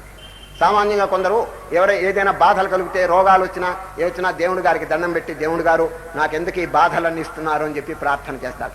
దేవా ఎందుకు నాకు ఈ కష్టాలు ఇస్తున్నారు అని చెప్పి అడుగుతున్నారు. ఏమండి, అది సరి అయినటువంటి వాక్యం కాదండి. భగవంతుడు ఒకరికి కష్టం గాని ఒకరికి సుఖం గాని ఇవ్వటం లేదండి. అది రేపే ఒక శ్లోకం గీతలో చెప్పినారు, సమోహం సమోహం సర్వభూతేషు నమే ద్వేష్యోస్తి న ప్రియ, ఏ భజంతి తు మాం భక్త్యా మయితే తేషు చాప్యహం. నాకు అందరి మీద సమభావన ఉన్నది. చూడండి, ఒకరు ఉద్యమం, ఒకరు బాగుపడాలి, ఒకరు కష్టపడాలని నాకు అభిప్రాయం లేదు అని శ్రీకృష్ణ పరమాత్మ భగవద్గీతలో ఒక వాక్యం చెప్పారు. కాబట్టి ఇప్పుడు ఎవరైనా ఆనందపడుతున్నారంటే, ఎవరైనా దుఃఖపడుతున్నారంటే దానికి కారణం భగవంతుడు కాదండి. ఏమిటి చెప్ప, కర్మ, ఈ జన్మలో చేసిన కర్మే దానికి కారణం అండి. అది కనుక శుభప్రదంగా ఉంటే దేవుడు ఏం చేస్తాడు, అకార్డింగ్ టు లా చక్కని వారు సంపదలు అనుభవిస్తారు. చూడండి, ఇప్పుడు ఎందరో సంపదలు అనుభవించి ఆనందపడుతున్నారు, ఆరోగ్యంగా ఉన్నారు. కొందరు ఆరోగ్యం లేకుండా హాస్పిటల్స్ లో బాధపడుతున్నారు, కొందరు గుడిసెల్లో పడి తిండి లేక అవస్థపడుతున్నారు. దీనికి అంతటికి నీ కారణం ఏమిటి చెప్పండి. వాడు చేసినటువంటి కర్మ ఫలితం అది. కనుకనే ఒక ఆయన ఈ మధ్య, ఏమండో మీరందరూ దేవుళ్ళకే దండం పెడుతున్నారు కానీ నేను నా కర్మకి దండం పెడతాను అన్నాడండి ఒక ఆయన. ఎంత బాగుందో చూడండి. తస్మై నమః కర్మణే. కర్మ శుద్ధంగా లేకపోతే దేవుడు మాత్రం ఏం చేయగలడు? వాడి కర్మను అనుసరించే దేవుడు ఫలితం ఇస్తాడండి. అది సరే. కనుక ఇప్పుడు ఎవరైనా దుఃఖపడుతున్నారంటే భగవంతుడు కారణం కాదది. సరే, భగవంతుడు ఎటువంటి వారో తెలుసండి. మనకు ఉత్తరాలు ఇస్తారు చూడండి, పోస్ట్ రన్నర్ సైకిల్ మీద ఇక్కడ నుంచి వచ్చి మనకు ఉత్తరాలు అన్ని టెలిగ్రాములు ఇవన్నీ ఇస్తుంటారే, అటువంటి వారండి ఎవరు భగవంతుడు. ఇది ఏ ఉత్తరమో దాంట్లో ఏ మ్యాటర్ ఉందో దానికి రన్నర్కి సంబంధం లేదండి. మీకు ఏ ఉత్తరం వస్తుందో దాన్ని ఇస్తారు కానీ ఉత్తరంలో మ్యాటర్కి వారికి సంబంధం లేదండి. అది ఈ మధ్య ఒక రన్నర్ అండి ఒక టెలిగ్రామ్ పట్టుకొచ్చాడండి. మంచి స్పీడ్తో వచ్చాడు. ఒక ఇంటి దగ్గర ఆగి ఒక టెలిగ్రామ్ ఇచ్చాడండి. ఆ ఇంటి ఆయన టెలిగ్రామ్ రాగానే గుండె కొంచెం అదిరిపోయిందండి. ఎందుకంటే 2 రకాలుగా ఉంటాయండి, శుభవార్త రావచ్చు, అశుభవార్త రావచ్చు టెలిగ్రామ్లో. అంచేత గాబరా పడి ఆ పోస్ట్ రన్నర్ అక్కడే ఉన్నాడు, వాడి ముందే చించాడండి ఏది టెలిగ్రామ్. చదివితే ఎంత ఆనందకరమైనటువంటి వార్త వచ్చిందంటే చెప్పడానికి లేదండి. The marriage of your brother in law settled, start immediately. మీ బావమర్ది గారి వివాహం నిశ్చయమైంది, వెంటనే బయలుదేరండి అని టెలిగ్రామ్ వచ్చిందండి. ఎంత ఆనందపడ్డాడంటే చూడండి, పెళ్లి చేసేవాడు అవస్థపడతాడు కానీ చూచేవాడు ఆనందపడతాడండి. అందువల్ల ఈ టెలిగ్రామ్ రాగానే 5 రోజులు హాయిగా అక్కడికి వెళ్ళి సో ఆనందంగా ఉండొచ్చు అని చెప్పి ఆనంద వార్త తెచ్చింది ఎవరు? పోస్ట్ ఆయన కదా. అక్కడ ఒక మాల ఉందండి, పుష్పమాల. అది మెళ్ళో వేసి సన్మానం చేశాడండి.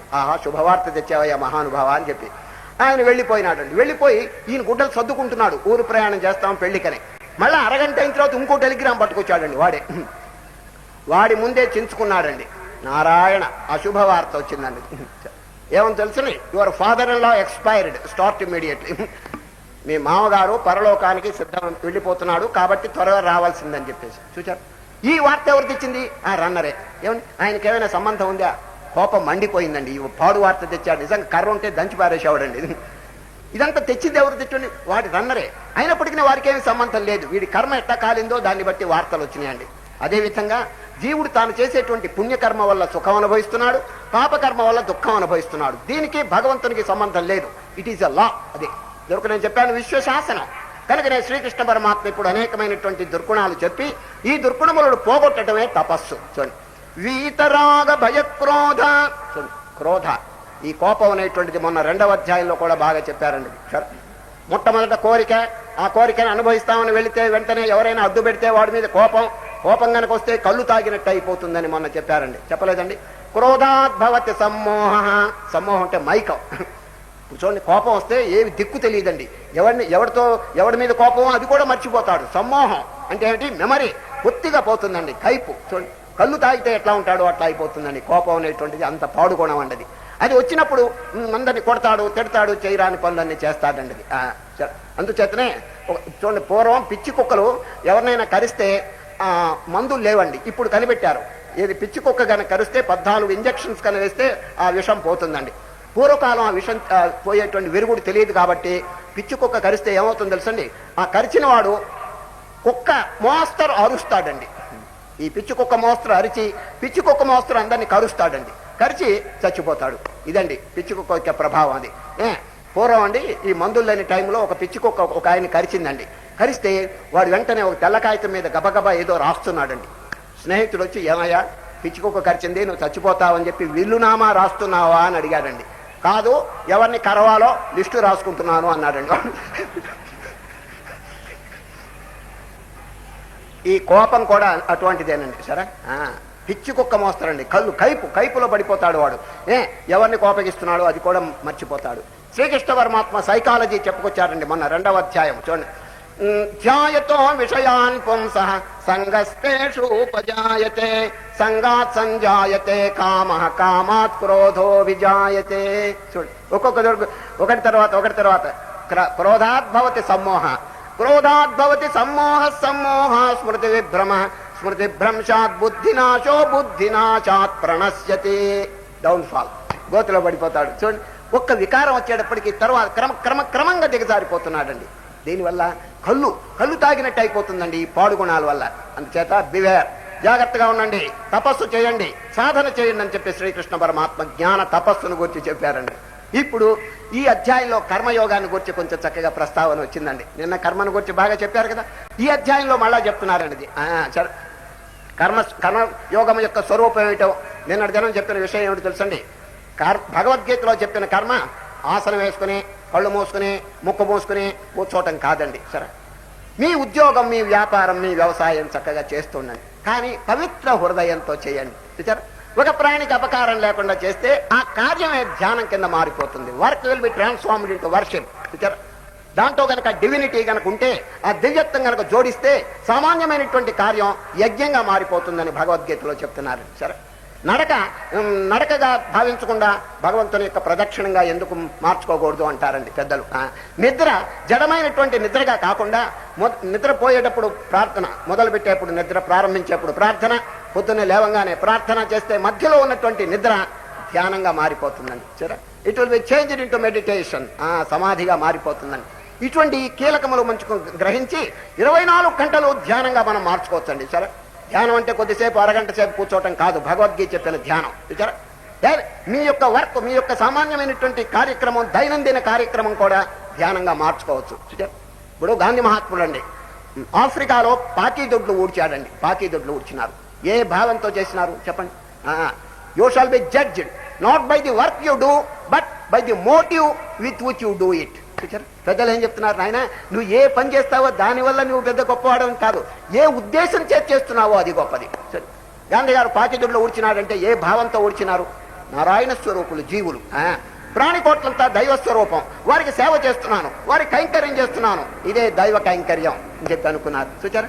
కనుక ఆ పని చిన్నది అని ఎప్పుడు అనుకోబాకండి. పాకి పని అది ఏ భావంతో చేస్తున్నారో అది గొప్పదండి. మళ్ళీ చెప్తున్నాను, you shall be judged not by the work you do but by the motive with which you do it. అది ఏ భావంతో చేస్తున్నారో అది చాలా గొప్పదండి. సరే, కర్మ పెద్ద పెద్ద కర్మలు చేయమని ఎప్పుడు చెప్పలేదు, యజ్ఞాలు ఇవన్నీ చేయమని చెప్పి ఎవరు చెప్పలేదు.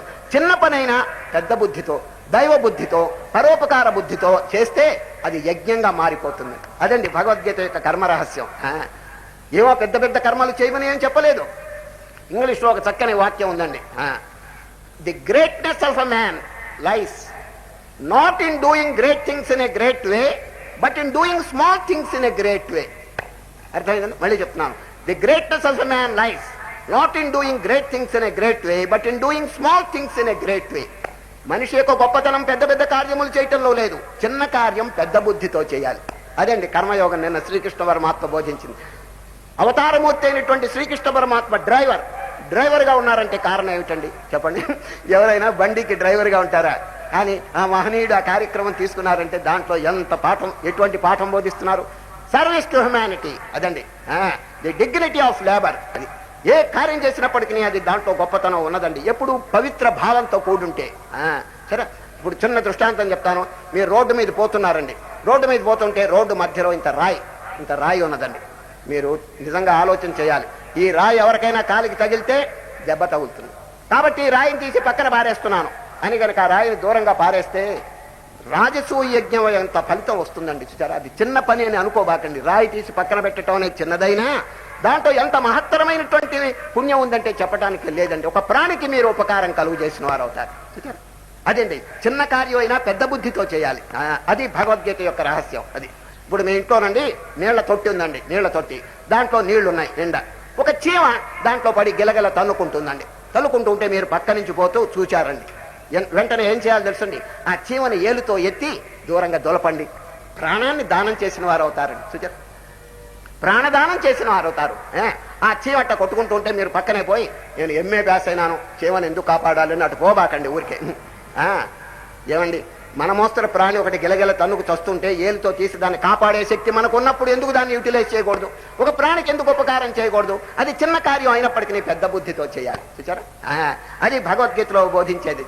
చిన్న కార్యం ఎప్పుడు అనుకోబాకండి, ప్రతి కార్యం కూడా గంభీరమైనటువంటి కార్యక్రమం. అందులో ఒక ప్రాణికి ఉపకారం చేస్తున్నామంటే అది మహత్తరమైనటువంటి పవిత్ర కార్యం అండి. ఇది కర్మయోగం యొక్క రహస్యం శ్రీకృష్ణ పరమాత్మ నిన్నటిదనం చెప్పినారు.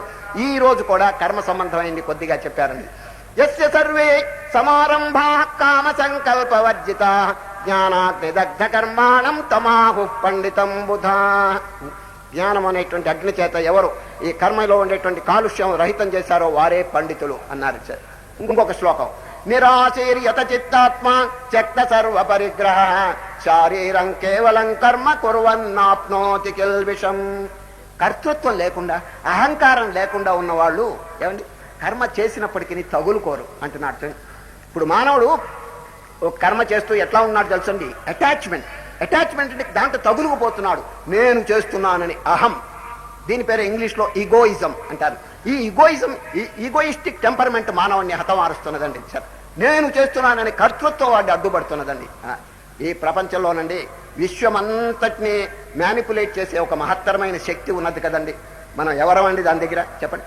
ఈ అనంతమైనటువంటి బ్రహ్మాండం ఒక్కసారి మీరు ఆకాశాన్ని చూడండి. ఎప్పుడైనా అమావాస్య నాడు మేఘములు లేనప్పుడు చూడండి ఆకాశం.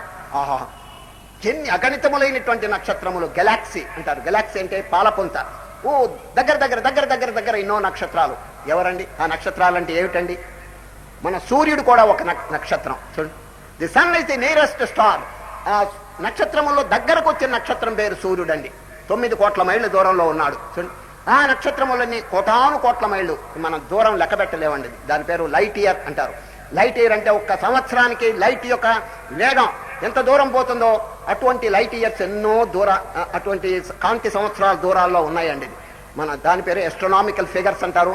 మనం ఏమి ఊహించలేవండి. అది ఇమాజినేషన్ కూడా పోదండి, అంత దూరంలో ఉన్నాయండి. సరే, వేగం, కాంతి యొక్క వేగం చెప్తున్నాను, 186,000 మైల్స్ పర్ సెకండ్. ఒక సెకండ్ కన్ను తెరిచి కన్నులు మూసే లోపల 186,000 మైళ్ళు పోతుందండి కాంతి. ఆ కాంతితో లెక్క వేశారండి. ఆ యార్డ్ స్టిక్ తో లెక్క వేశారు. కొన్ని సంవత్సరాల దూరంలో ఉన్నాయండి నక్షత్రాలు. మరి ఎవరండి దాన్ని ఎంత జ్ఞానికులు? మనం ఒక్క సూర్యుడి దగ్గరే ఇంత చూడండి 9 గ్రహాలు బ్రహ్మాండంగా తిరుగుతున్నాయండి. ఎంత కరెక్ట్ గా తిరుగుతున్నాయో మీరు చూస్తున్నారు కదండి. గంటకి 1000 మైళ్ళు తిరుగుతున్నదండి ఈ భూమి. చూడండి తన చుట్టూ తాను 1000 మైళ్ళు గంటకి. చూడండి ఎంత స్పీడ్ చూడండి. మనకేమి తెలియటం లేదు కదా. గిరగిర 24 గంటల ఎప్పటికి సూర్యుడు మళ్ళీ అస్తమిస్తున్నాడు, మళ్ళా ఉదయిస్తున్నాడు. ఇదంతా ఎట్లా పండుకుంటాం? జీర్ణం చేసేది ఎవరు? అహం వైశ్వానరో భూత్వా ప్రాణినాం దేహమాశ్రిత. రేపు 15వ అధ్యాయంలో కృష్ణ అర్జున మీరు భోజనం చేస్తున్న ధాన్యం ఎవరిస్తున్నారు? నేను. చూచారు గాం ఆవిశ్య భూతాని ధారయామ్యహమోజసా పుష్ణామి చౌషధి సర్వా సోమో భూత్వా రసాత్మక. ఈ విధంగా భగవానుడు ఇన్ని కార్యక్రమాలు చేస్తుంటే మానవుడు ఆలోచన లేకుండా నేను అనేటువంటి ఈగోయిజం ఎందుకు వచ్చింది చెప్పండి? మధ్యలో అహం, ఈ కర్తృత్వం ఎందుకు వచ్చింది చెప్పండి? ఒక పల్లెటూరు వాడండి, ఇంతవరకు ఎప్పుడు ప్రయాణం చేయలేదండి, రైలు ప్రయాణం. మూట కట్టుకుని రైలుకు ప్రయాణం బయలుదేరాడు. ఎవరో పల్లెటూరు వాడు. టికెట్ కొన్నాడు, రైల్లో కూర్చున్నాడండి. కూర్చుంటే తన మీద నెత్తి గుడ్డల మూట అంతా ఉన్నదండి నెత్తిన. అట్లాగే వెళ్ళి కూర్చున్నాడు. నెత్తిన గుడ్డల మూట ఉంది. చూచాడు కింద ట్రంకు పెట్టెలు, ఆ క్యారేజ్ నిండా ట్రంకు పెట్టెలు, మనుషులు, ఈ బరువు అంతా చూచి అయ్యో ఇప్పటికే రైలుకి చాలా బరువు అయిపోయింది, నా మూట కూడా దించితే రైలుకి ఇంకా భారం అయిపోతుంది, నా మూట నేనే మోసుకుంటాను అని నెత్తిన పెట్టి కూర్చున్నాడండి రైల్లో. పక్కన వాళ్ళంతా తిట్టారు. ఏమయ్యా ఎక్కడ పుట్టావా? ఊళ్ళో పుట్టావా అడవిలో పుట్టావా అని అడిగారు. నీ నెత్తిన మూట కింద పెట్టవా? ఎందుకు బరువుతో చేస్తావు నువ్వు?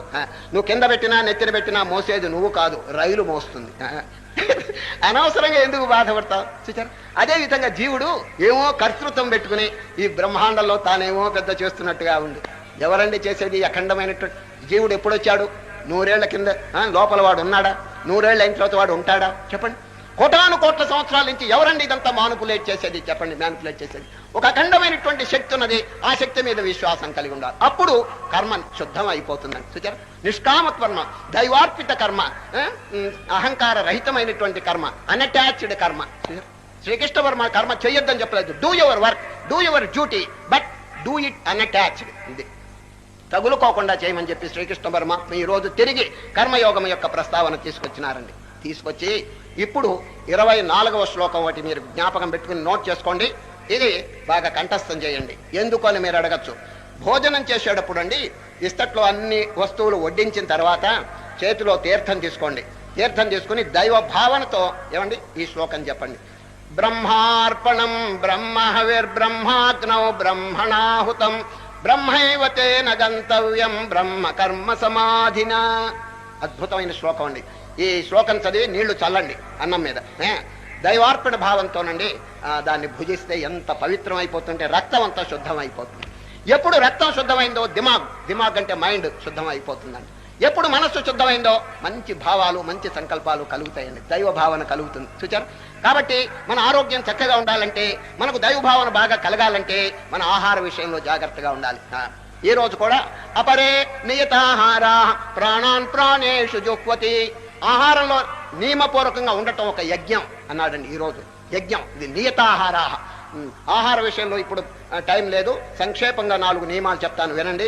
రేపు మళ్ళా వస్తుందండి 6వ అధ్యాయంలో ఆహార ప్రస్తావన. సాత్విక ఆహారం, మితాహారం, దైవార్పితాహారం, న్యాయార్జితాహారం. 4 విధాలుగా పరిశుద్ధంగా ఉండాలండి. అర్థంగా మళ్ళీ చెప్తున్నాను. సాత్విక ఆహారం, మితాహారం, దైవార్పితాహారం, న్యాయార్జితాహారం.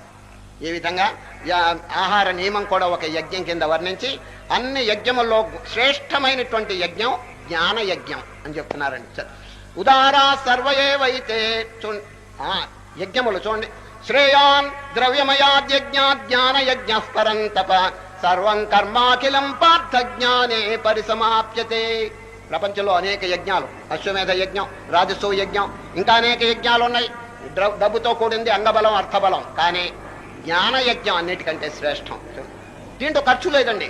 చక్కగా మన హృదయంలో ఉన్నటువంటి పరమాత్మను ధ్యానం చేసుకుంటే చాలండి. సరే, అది అన్నిటికంటే సుపీరియర్ సాక్రిఫైస్. అది గొప్ప యజ్ఞం అని శ్రీకృష్ణ పరమాత్మ దీనికి ఆధిక్యత ఇచ్చినాడు. చూడండి. శ్రేయాన్ ద్రవ్యమయాద్యజ్ఞ జ్ఞాన యజ్ఞ పరంతప. ఏ కార్యం చేసినా ఆఖరికి జ్ఞానంలో కలిసిపోవాల్సిందే. చూడండి, రెండైన జ్ఞాన తపస్సు, జ్ఞాన యజ్ఞం. ఇప్పుడు ఈ జ్ఞానం నేర్చుకోవాలంటే పద్ధతి ఏమిటి? చూడండి. తెలుసుకుని తరించాలంటే ఈ జ్ఞానం పద్ధతి ఏమిటి, దానికి ఎటికెట్ చెప్తున్నారు. అంటే పద్ధతి, సదాచారం. అనుభవజ్ఞులైనటువంటి గురువుల దగ్గరికి వెళ్ళండి, సాష్టాంగ నమస్కారం చేయండి, ప్రేమతో, దయతో, భక్తితో వారిని ప్రశ్నించండి. మీరు కమాండ్ చేయొద్దు, డిమాండ్ చేయొద్దు అంటున్నారని చూడండి. ఆ శ్లోకం చాలా గంభీరమైన శ్లోకం. తద్విద్ధి ప్రణిపాతేన పరిప్రశ్నేన సేవయ ఉపదేక్షంతి తే జ్ఞానం జ్ఞానినస్తత్వదర్శినః. పెద్దల దగ్గరికి వెళ్ళి ఊరికి కమాండ్ చేయొద్దు, వినయ విధేయతలతో వారిని ప్రశ్న అంటే ఊరికి అడగటం, పరిప్రశ్న అంటే వినయంతో అడగటం. యా మహానుభావ, ఈ సంసార కూపంలో నానా బాధలు పొందుతున్నాం, దయచేసి ఈ బాధలు తొలగటానికి ఉపాయం సెలవివ్వండి. చూడండి ఎంత చక్కని ప్రశ్న, చూడండి ఎంతో వినయం, ఒబీడియన్స్. పెద్దల దగ్గర అండి ఎంత ఒబీడియంట్ గా ఉంటే అంత మంచిదండి. అది ఎట్లా ఉండాలంటే హనుమంతుడు, అది శ్రీరామచంద్రుని దగ్గర హనుమంతుడు ఎట్లా ఉన్నాడో అట్లా ఉండాలండి పెద్దల దగ్గర. కనుక దానికి ఎటికెట్టు, ఏ విధంగా సదాచారం మనం ఆచరించాలో శ్రీకృష్ణ పరమాత్మ ఈ శ్లోకం ద్వారా చెప్పినారు. ఇక జ్ఞాన నౌక చూడండి, మూడవది జ్ఞాన నౌక. మహాపాప సముద్రం ఉన్నదనుకోండి, ఈ పాప సముద్రంలో ఉన్నప్పటికీ ఎవరు ఏం కంగారు పడబాకండి, చక్కని జ్ఞానం అనేటువంటి తెప్ప తెచ్చుకోండి, అవలీలుగా దాటవచ్చును అంటున్నారు. చూడండి, అపిచేదసి పాపేభ్య సర్వేభ్య పాపకృత్తమః సర్వం జ్ఞాన ప్లవేనైవావృజినం సంతరిష్యసి. వాల్మీకి చూడండి, పూర్వాశ్రమంలో ఎటువంటి కార్యములు చేసినారో మీకు తెలుసు కదా. కానీ ఆ రామనామం, ఆ తారకాన్ని చక్కగా భక్తితో జపం చేసినారు, హృదయాన్ని పరిశుద్ధం చేసుకున్నారు, ఆత్మజ్ఞానం వారికి చక్కగా కలిగింది. తాను ధరించడమే కాకుండా లోకాన్నంతటినీ ధరించినారు. రామాయణం అనేటువంటి మహాకావ్యాన్ని రాసినారు, యోగ వాసిష్టం అనేటువంటి అద్భుతమైన ఆత్మజ్ఞాన సంబంధ గ్రంథాన్ని రాసినారు. ఏమండి ఈ పరిణామం ఎట్లా వచ్చింది చెప్పండి. అది కనుక పూర్వరకం ఈ పాపం చేయని ఏవైనా చేయనండి, ప్లీజ్ డోంట్ కేర్. ఇప్పుడు చేయవలసింది శుద్ధమైనటువంటి కార్యం, వాటిని కడిగివేసి నూతన మార్గంలో ప్రవేశిస్తాం. చూడండి ఎంత ధైర్యం ఇస్తున్నారు చూడండి. కొందరు పాపులు ఏడుస్తున్నారు, వాళ్ళని కొందరు నిరుత్సాహపరుస్తున్నారు. ఏమోయ్ నువ్వు పో, నువ్వు మంచి కులం కాదు, పెద్ద కులం కాదు, నువ్వు ఊరు బయటికి పో, ఈ పల్లెకి పో, ఆ పల్లెకి పో, నువ్వు ఇక్కడ గుళ్ళోకి రావడానికి లేదు అధికారం నీకు. ఈ విధంగా చెప్తుంటే ఎంత నిరుత్సాహపడతాడు చెప్పండి. భగవద్గీతలో అట్లా చెప్పనే లేదు, ఉత్తమమైన ఉపనిషత్తులు అట్లా చెప్పనే లేదండి. ఏ మతమైనా, ఏ జాతి అయినప్పటికీ, ఎవరైనప్పటికీ కూడా తరించడానికి అవకాశం ఉందండి. కనుకనే శ్రీకృష్ణ పరమాత్మ జ్ఞానం అనేటువంటి నౌక కనుక తెచ్చుకుంటే పాప సముద్రం కూడా అవలీలగా దాటవచ్చును. ఇప్పుడు నాలుగవది జ్ఞాన అగ్ని. చూడండి జ్ఞాన అగ్ని ఇంకొకటి ఉందండి, జ్ఞాన ఖడ్గం. అదైతే ఈ అధ్యాయం పూర్తి అయిపోతుంది. జ్ఞాన అగ్ని యథైధాంస సమిద్ధోగ్ని భస్మసాత్ కురుతే అర్జున జ్ఞానాగ్ని సర్వకర్మాణి భస్మసాత్ కురుతే తథా. అనేక జన్మల్లో చేసిన కర్మ పేరుకుని పోయిందండి అక్కడ, దాని పేరు సంచితం. సంచిత కర్మ అనేటువంటిది కొండలాదిగా ఉన్నదండి. దాంట్లోంచి కొద్దిగా కర్మ తీసుకుని ప్రారబ్ధం ఒక శరీరాన్ని ధరించి ఈదుకుంటున్నాడు సంసారం. ఇప్పుడు ఆ సంచిత కర్మ అంతా నశిస్తే తప్ప జన్మరాహిత్యం కలగదు. ఎట్లా నశించాలి? దానికి కృష్ణ పరమాత్మ ఉపాయం చెప్తున్నాడు. కట్టెలు, కొండలాదిగా కట్టెలు ఉన్నాయనుకోండి, నిప్పురవ, ఒక నిప్పురవ దాని కింద పెట్టండి చాలు. ఎంత చక్కని ఉపాయం. ఏమిటి నిప్పురవ? జ్ఞానాగ్ని. జ్ఞానం అనేటువంటి అగ్ని చేత కర్మ కట్టెలన్నీ ధ్వంసం అయిపోతాయని మనకి వాగ్దానం చేస్తున్నాడు శ్రీకృష్ణ పరమాత్మ. గ్యారంటీగా చెప్పేస్తున్నారు. యథైధాంస సమిద్ధోగ్ని భస్మసాత్ కురుతే అర్జున జ్ఞానాగ్ని సర్వకర్మాణి. Please underline, సర్వకర్మ. ప్రారంభం కూడా ఎగిరిపోతుందండి. అయితే నామకార్థంగా ఉంటుంది అనుకోండి శరీరం, ఏమి బంధనం ఉండదండి. సర్వకర్మాణి అన్ని భస్మం అయిపోతాయి. ఎవరికి? జ్ఞాన అగ్ని కలవారికి. అది జ్ఞానాగ్ని సర్వకర్మాణి భస్మసాత్ కురుతే తథా. ఇంకొకటి ఉందండి జ్ఞాన ఖడ్గం. మానవునికి ఈ కార్యక్రమం మన ఆచరణలో పెడుతుంటే అనేక సందేహాలు వస్తాయండి. అనేక సందేహాలు వస్తాయి. వచ్చినప్పుడు ఏమి కన్ఫ్యూషన్, కంగారు పడకూడదండి. సరే, ఇది న్యాచురల్. ఎందుకంటే ఈ మార్గం కొత్తది కాబట్టి, ఆధ్యాత్మిక మార్గం అందరికీ. దీంట్లో అనేక సందేహాలు రావచ్చును. ఏమి కంగారు పడకుండా మహనీయులు చెప్పిన వాక్యం మీద ఫెయిత్, విశ్వాసం కలిగి, ఆ విశ్వాసంతో మీరు ప్రొసీడ్ కాండి. ఏమండి మేము గుడ్డిగా ఎట్టా నమ్మేది అని ఎవరైనా అడిగితే, అయ్యా గుడ్డి నమ్మకమో ఏ నమ్మకమో అది కొంచెం దూరంగా పెట్టండి, ముందు నమ్మండి, ప్రొసీడ్ అయిన తర్వాత మీరు ఫలితం మీకే తెలుస్తుంది. సరే, మీరు దాని యొక్క ఫలితములు వెంటనే తెలుసుకుంటారు. ఇది కేవలం కపోల కల్పితమైనటువంటి ప్రోగ్రామ్ కాదండి. ఈ స్పిరిచువల్ ప్రోగ్రామ్ ఉన్న చూడండి, అది థియరిటికల్ కాదు, ప్రాక్టికల్. ప్రత్యక్షావగమం ధర్మ్యం అని గీతలో చెప్పింది. You can see God directly, you can realise God here and now అని చెప్పి పెద్దలంతా బోధిస్తుంటే మనం ఎందుకు ట్రై చేయకూడదు? ముందు నమ్మకం. చూడు, శ్రద్ధావాన్ లభతే జ్ఞానం. ఆహా, లాస్ట్ లో చెప్పిన శ్లోకం అనేది. నాయన అర్జున, జ్ఞానం ఎట్లా కలుగుతుందంటే పెద్దల మీద, గురువు మీద, దైవం మీద, తన మీద, శాస్త్రం మీద విశ్వాసం. 4 విశ్వాసములండి, మన జ్ఞాపకం పెట్టుకోండి. Faith upon the master, faith upon God, faith upon scriptures, faith upon himself. అది గురువు మీద, దైవం మీద, శాస్త్రం మీద, తన మీద విశ్వాసం. ఎవరికి అంత విశ్వాసం ఉన్నదో 4 మీద అద్భుతమైనటువంటి పరిణామాలు కలుగుతాయండి. సరే, మొదట పెడుతుంది. ఇప్పుడు చూడండి, ఆధ్యాత్మిక రంగంలో మొదలు పెట్టంగానే ఇది నిజమా, అది నిజమా, ఇది సత్యమా, అది సత్యమా, అసలు కృష్ణుడు ఉన్నాడా, గీత చెప్పాడా, చెప్పింది ఫలితం వస్తుంది. ఎందుకండి ఇదంతా? సరే, కృష్ణుడు చెప్పాడు, నమ్మండి, నమ్మిన తర్వాత దాన్ని ఆచరించండి. మనకు ఫలితం కలకపోతే అప్పుడు అడగండి. రామకృష్ణ పరమహంస గారిని వివేకానంద ఎన్నో ప్రశ్నలు అడిగారండి. కానీ పరమహంస గారు, నాయన సాధన చేయి, 4 సంవత్సరములు నేను చెప్పిన సాధన చేయి, తర్వాత అడుగు అన్నారండి. వివేకానంద తర్వాత అడగలేదండి. అన్ని అనుభవాలు వారికి కలిగిపోయినాయి, సందేహాలన్నీ తొలగిపోయింది. అర్జునుడు గారు అన్నట్టు, నష్టో మోహ స్మృతిర్లబ్ధ త్వత్ప్రసాదాన్మయాచ్యుత స్థితోస్మి గత సందేహ కరిష్యే వచనం తవ అన్నారు వివేకానంద. ఇప్పుడు శ్రీకృష్ణ పరమాత్మ ఎంత చక్కని వాక్యం అంటే, ఈ ఆధ్యాత్మిక విషయం ఎట్లా అనుభవానికి వస్తుంది? ఇప్పుడు జ్ఞానాన్ని గురించి చక్కగా చెప్పారు కదా. ఈ జ్ఞానం ఎట్లా వస్తుందంటే తత్ స్వయం. ఈ జ్ఞానం అనేది అన్నిటికంటే చాలా గొప్పది అంటున్నారని సార్.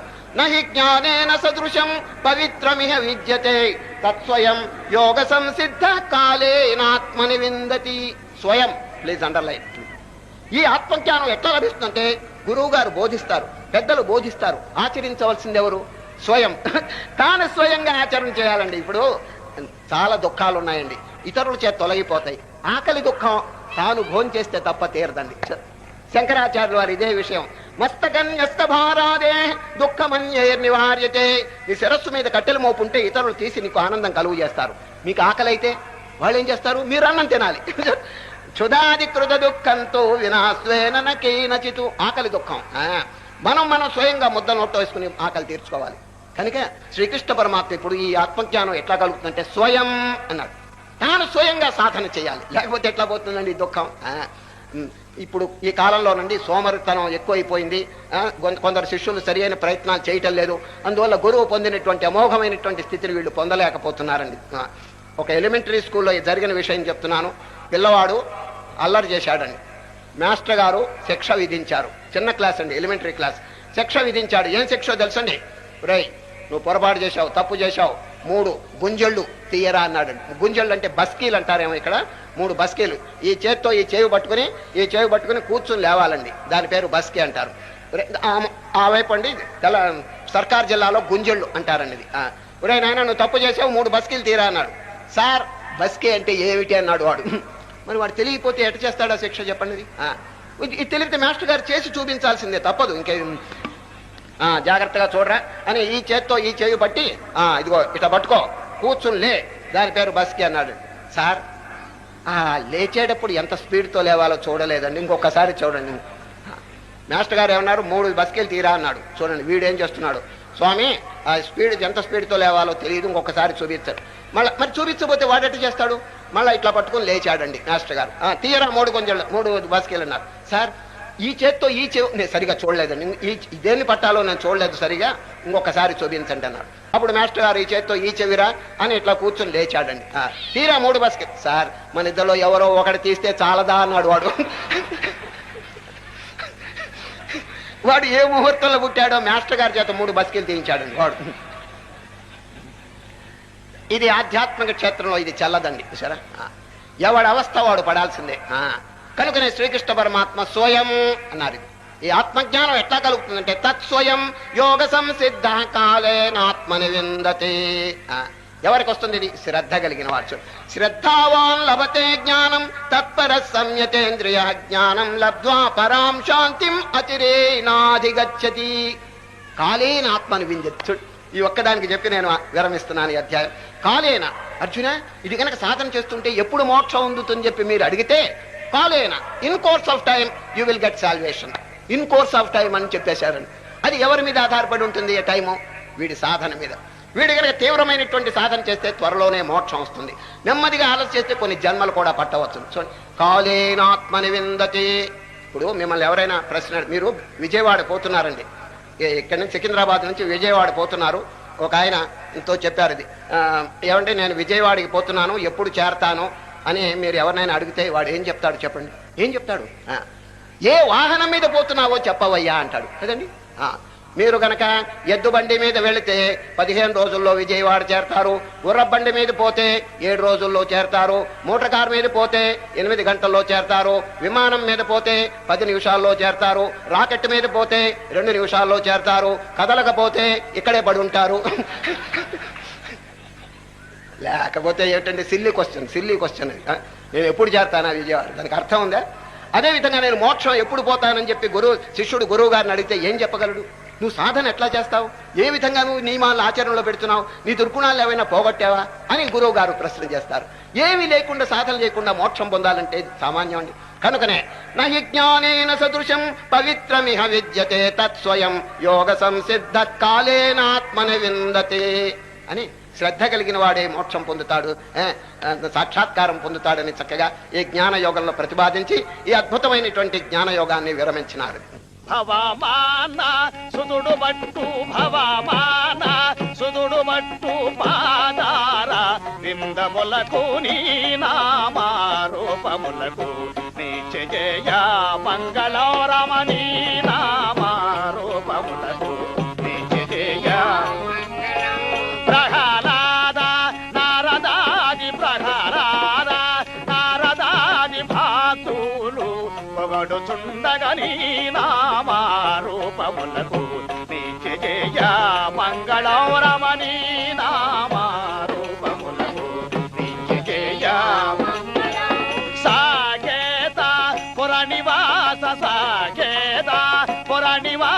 సామ్రాజ్య పట్టాభిషేకరీ నామారూపములకు నీచ జయ ప్రహ్లాద నారదాది భక్తులు పొగడుచుండగని నామారూపములకు నీచ జయ రాజీవ నయన చాగరాజావి నోదమలరగని నామారూపములకు నీచ జయ